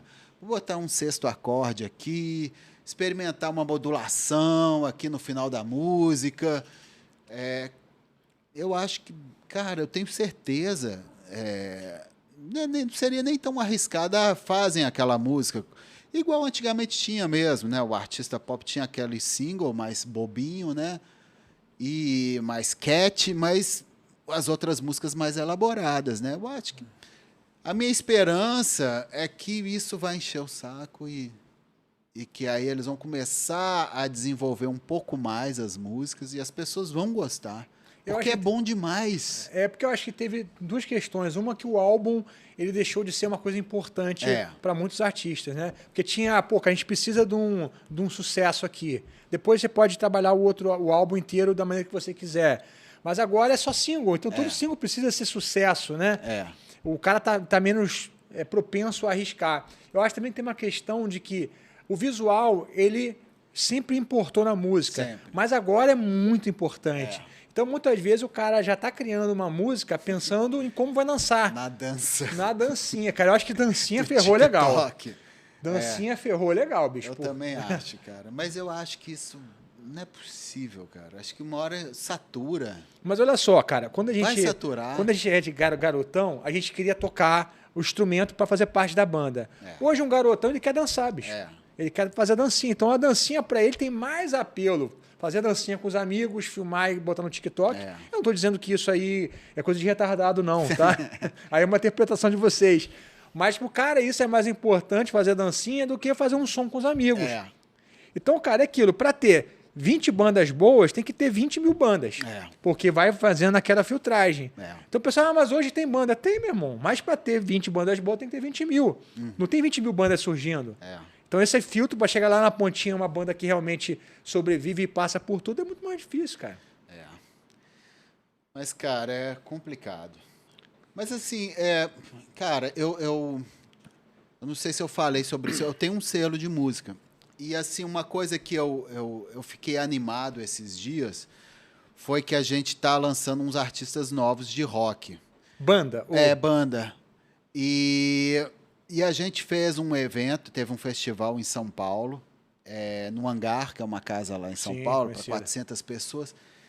E a gente fez com esses 3 artistas novos. Todos 3 são novos. Um é uma banda, e aí tem uma artista. A banda chama Cura. Aí tem uma banda chamada O Elo. A Cura é meio metal. Banda mesmo, bate guitarra, baixista louco. Legal pra caramba. Aí teve o Elo, que é uma banda meio new emo, não sei se existe isso. Mas é uma coisa que tá meio que pintando. E 2 artistas, a Ariá e o Tim. Todos eles do nosso selo e tudo.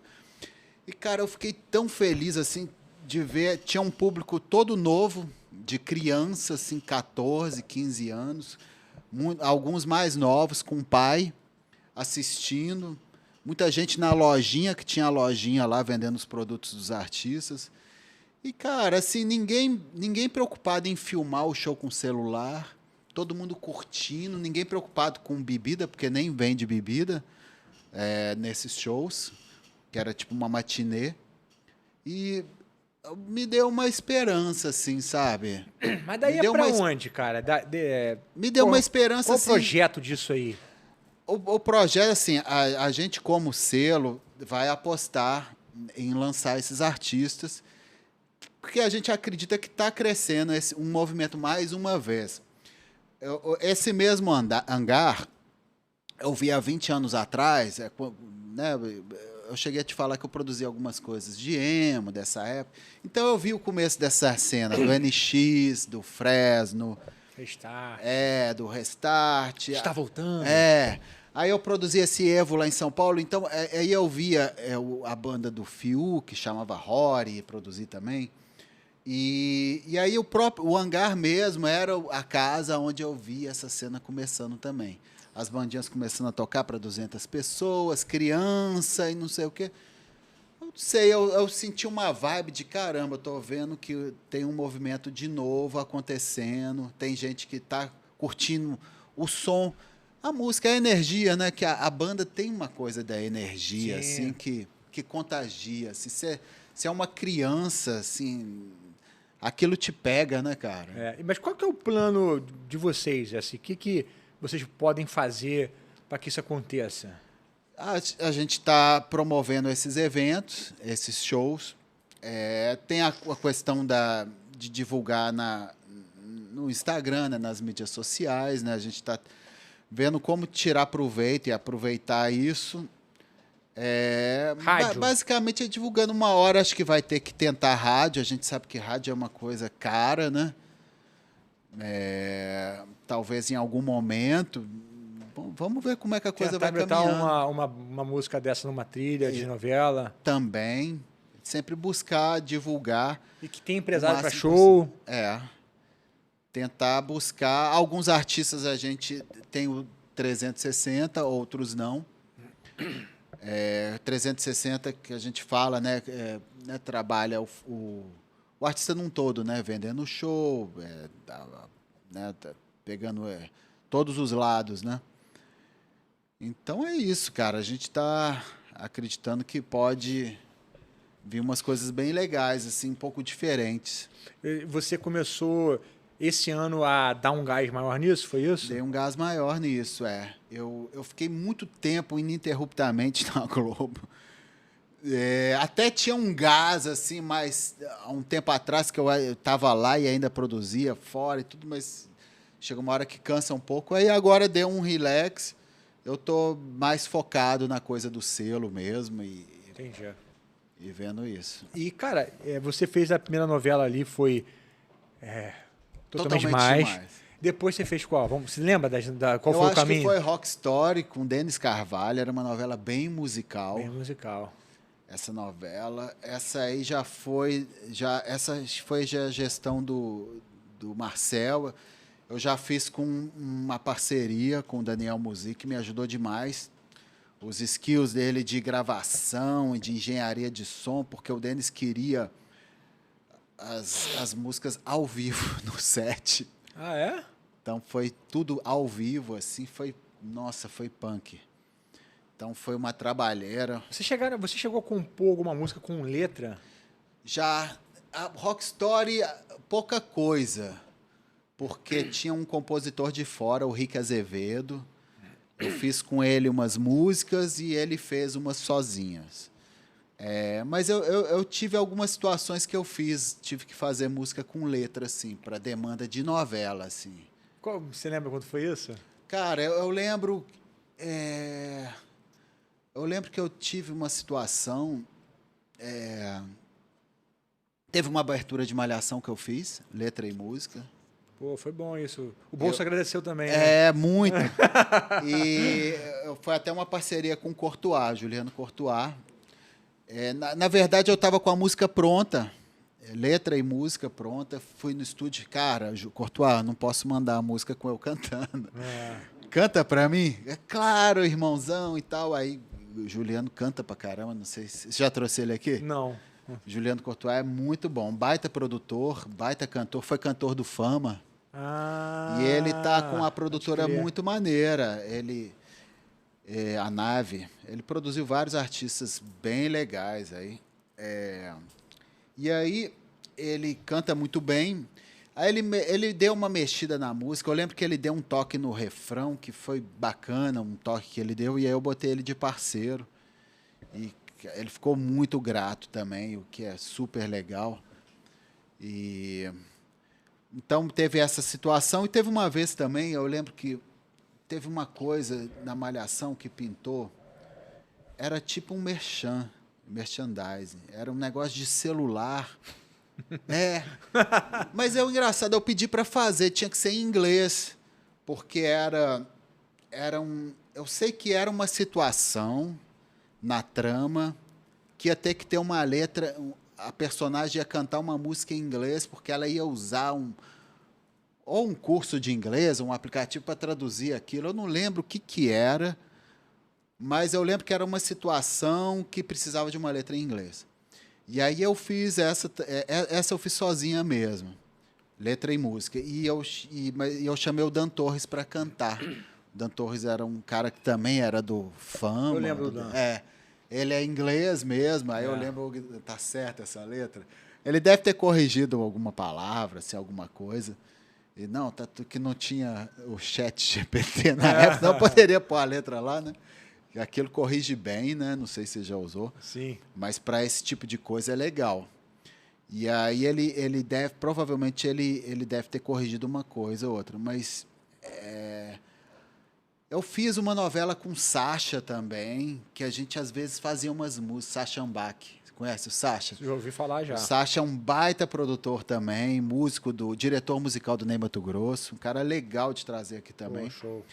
E eu lembro que a gente fez uma malhação, e às vezes tinha umas coisas de música, cara, tinha uma bandinha também, e às vezes a gente fazia as músicas. E depois do Rock Story foi qual, você lembra? Depois do Rock Story, eu acho que foi Pega Pega. Essa novela foi legal.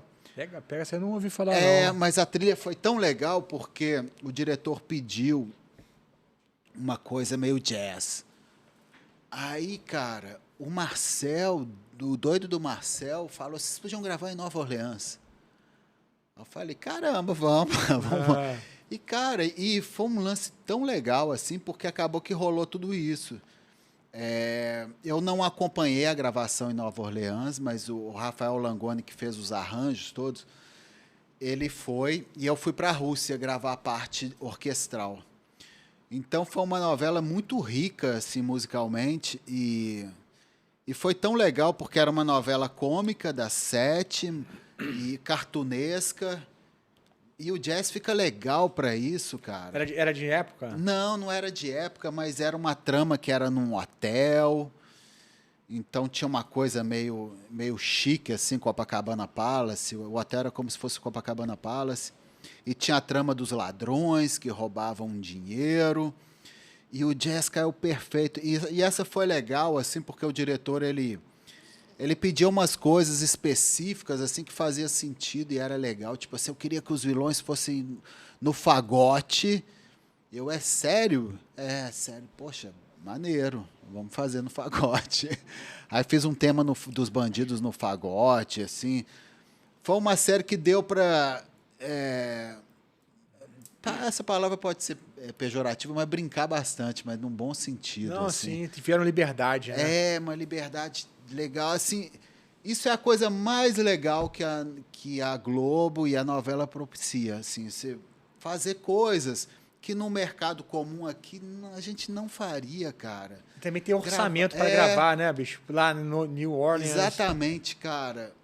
Dificilmente a gente vai poder pegar uma produção de um artista, vindo ou pelo artista ou pela gravadora, aonde, cara, vamos fazer uma coisa orquestral, vamos fazer uma coisa meio anos 50, vamos fazer uma coisa jazz, meio Nova Orleans, vamos... Não, é raro. Então, essa é um grande barato, assim, que eu acho. E você é guitarrista de origem, né? Mas você deve tocar teclado mais do que a guitarra às vezes, né? Cara, o problema é que eu toco mal o teclado, assim. Eu já usei bastante para fazer arranjo. Mas você compõe na guitarra, então? Cara, eu já compus no teclado, sim, algumas vezes. Mas eu geralmente componho na guitarra ou no violão. Eu vou lá... Né? Cada música sai de um jeito, né? Eu lembro uma vez que tem um tema que eu fiz pro Totalmente Demais, que é o tema que eu mais gosto, cara, chama Sonho Encantado. E eu lembro que, caramba, eu queria muito... Eu tinha escutado uma música do Linkin Park que tinha um intervalo de sétima. Ele abre com esse intervalo. Caramba, sétima que coisa maior? legal. Não, sétima menor. É The Crawling, eu acho o nome da música. Ela abre com esse intervalo de sétima. Eu ouvi aquilo, caramba, que legal abrir um tema com um intervalo de sétima. E aí eu peguei o violão, fiquei brincando, mas não tem nada a ver a que eu fiz. Uhum. A única coisa é que ela começa com intervalo de sétima. Mas já vai para a do Linkin Park, cai no modo menor, é um rockão. A que eu fiz é um orquestral super leve. Então, é interessante, né, como às vezes a gente, né, vai buscando caminhos para compor e tudo. Né, às vezes é um intervalo, né?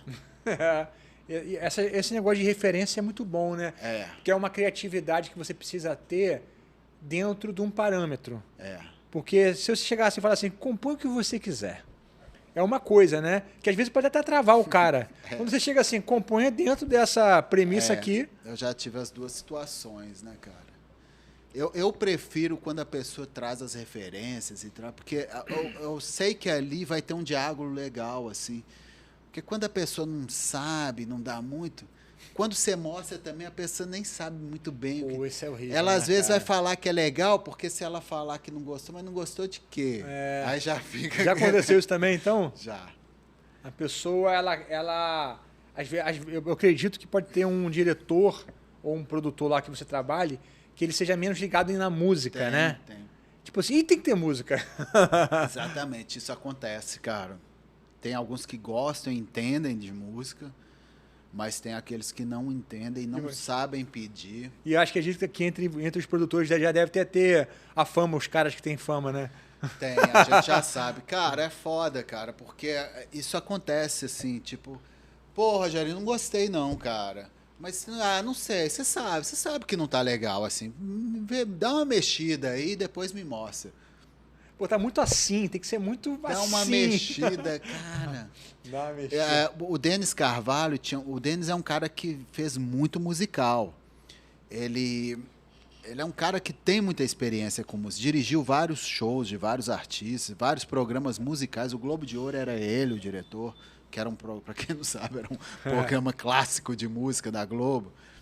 Então, mas ele tinha um default assim na Rock Story que toda música que a gente mostrava, ele tá legal, mas vocês fazem melhor. Aí ele só aprovava a segunda opção.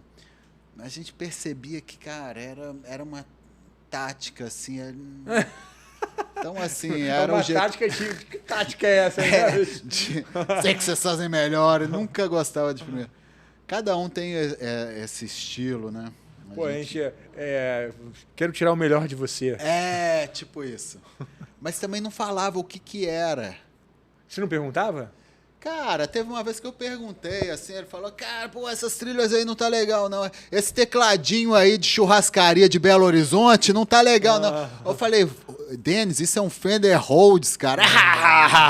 Aí ri, assim. Você pode fazer melhor. Falei, cara, isso é um Fender Rhodes maravilhoso. Ficava rindo, isso é tecladinho de churrascaria. E, cara, qual foi o seu último projeto na Globo? Foi uma novela chamada Cara e Coragem. É uma novela das 7, de aventura. Foi no ano passado?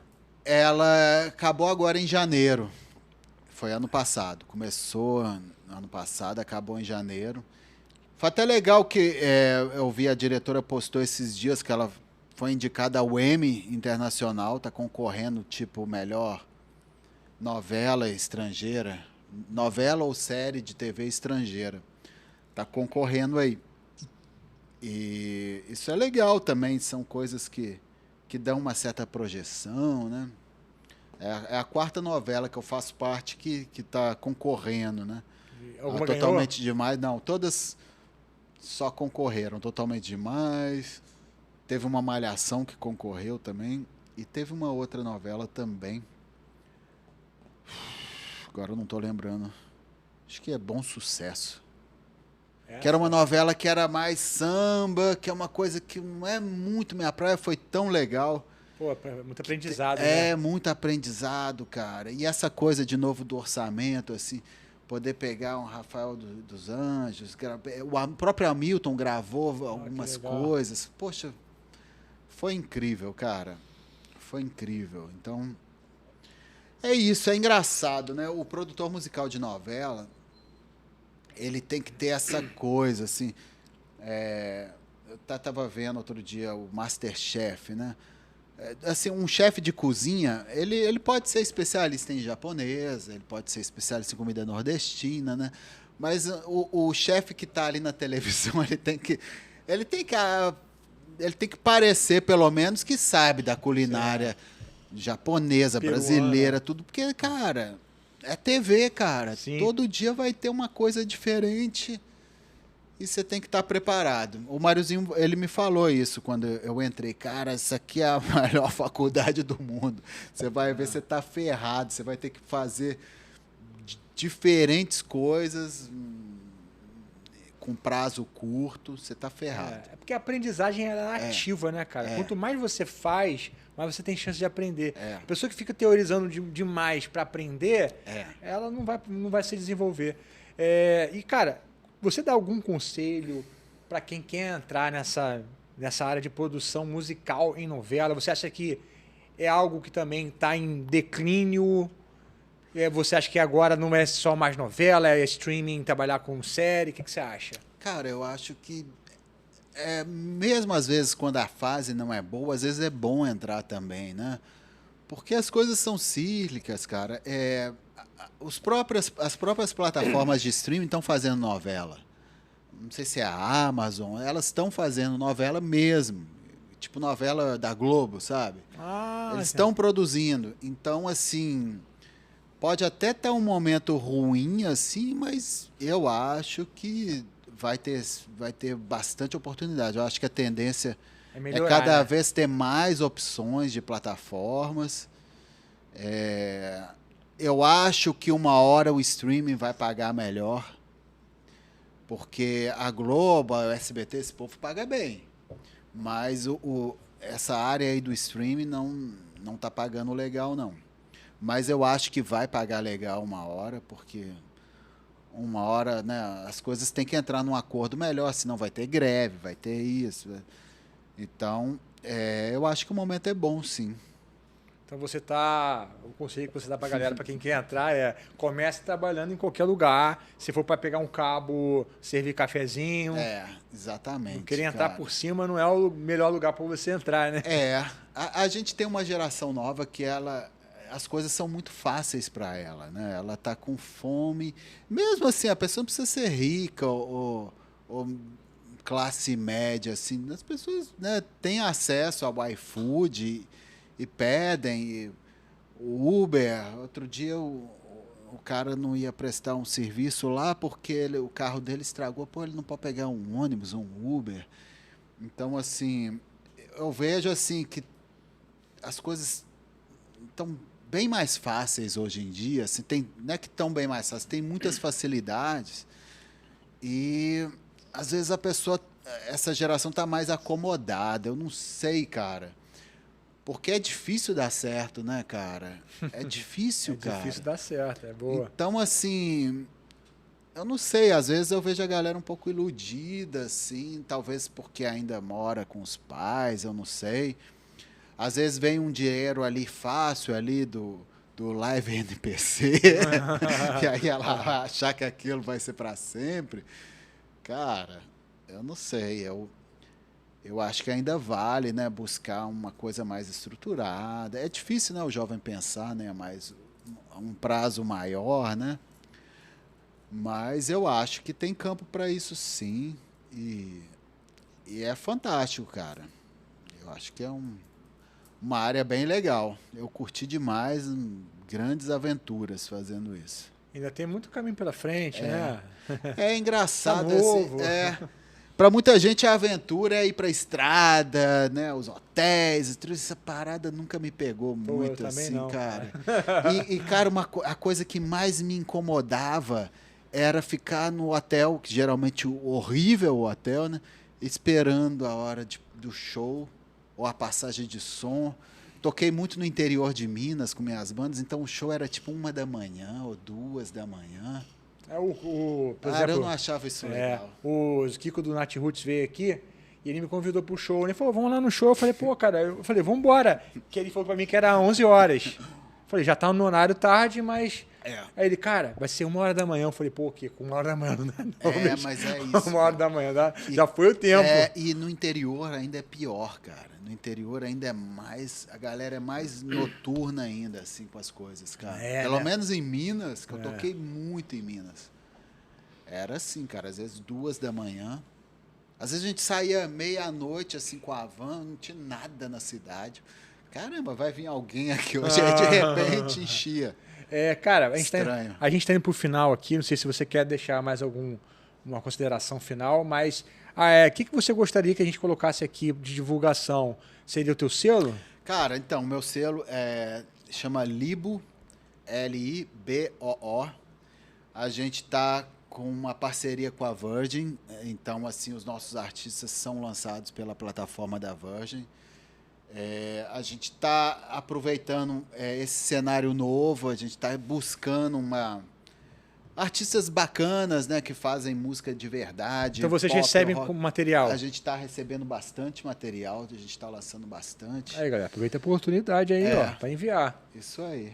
Mas e além da Libo, você tem mais... Cara, eu tenho a natureza da produção musical, né? Então, assim, no momento eu estou produzindo a banda do meu filho, uma banda de rock. Rafinha, nosso aluno lá da Starling, um abração.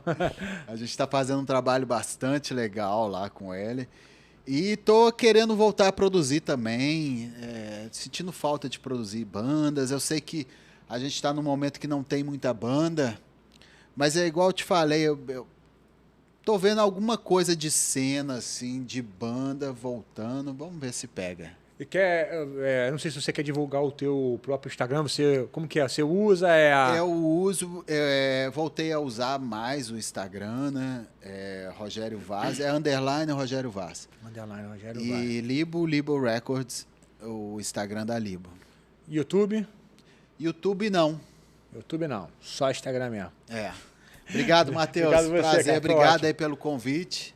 Tamo aí. Pô, galera, curti pra caramba, espero que vocês tenham curtido. Valeu. Se inscrevam aqui, compartilhem. Deus abençoe. Grande abraço, até a próxima.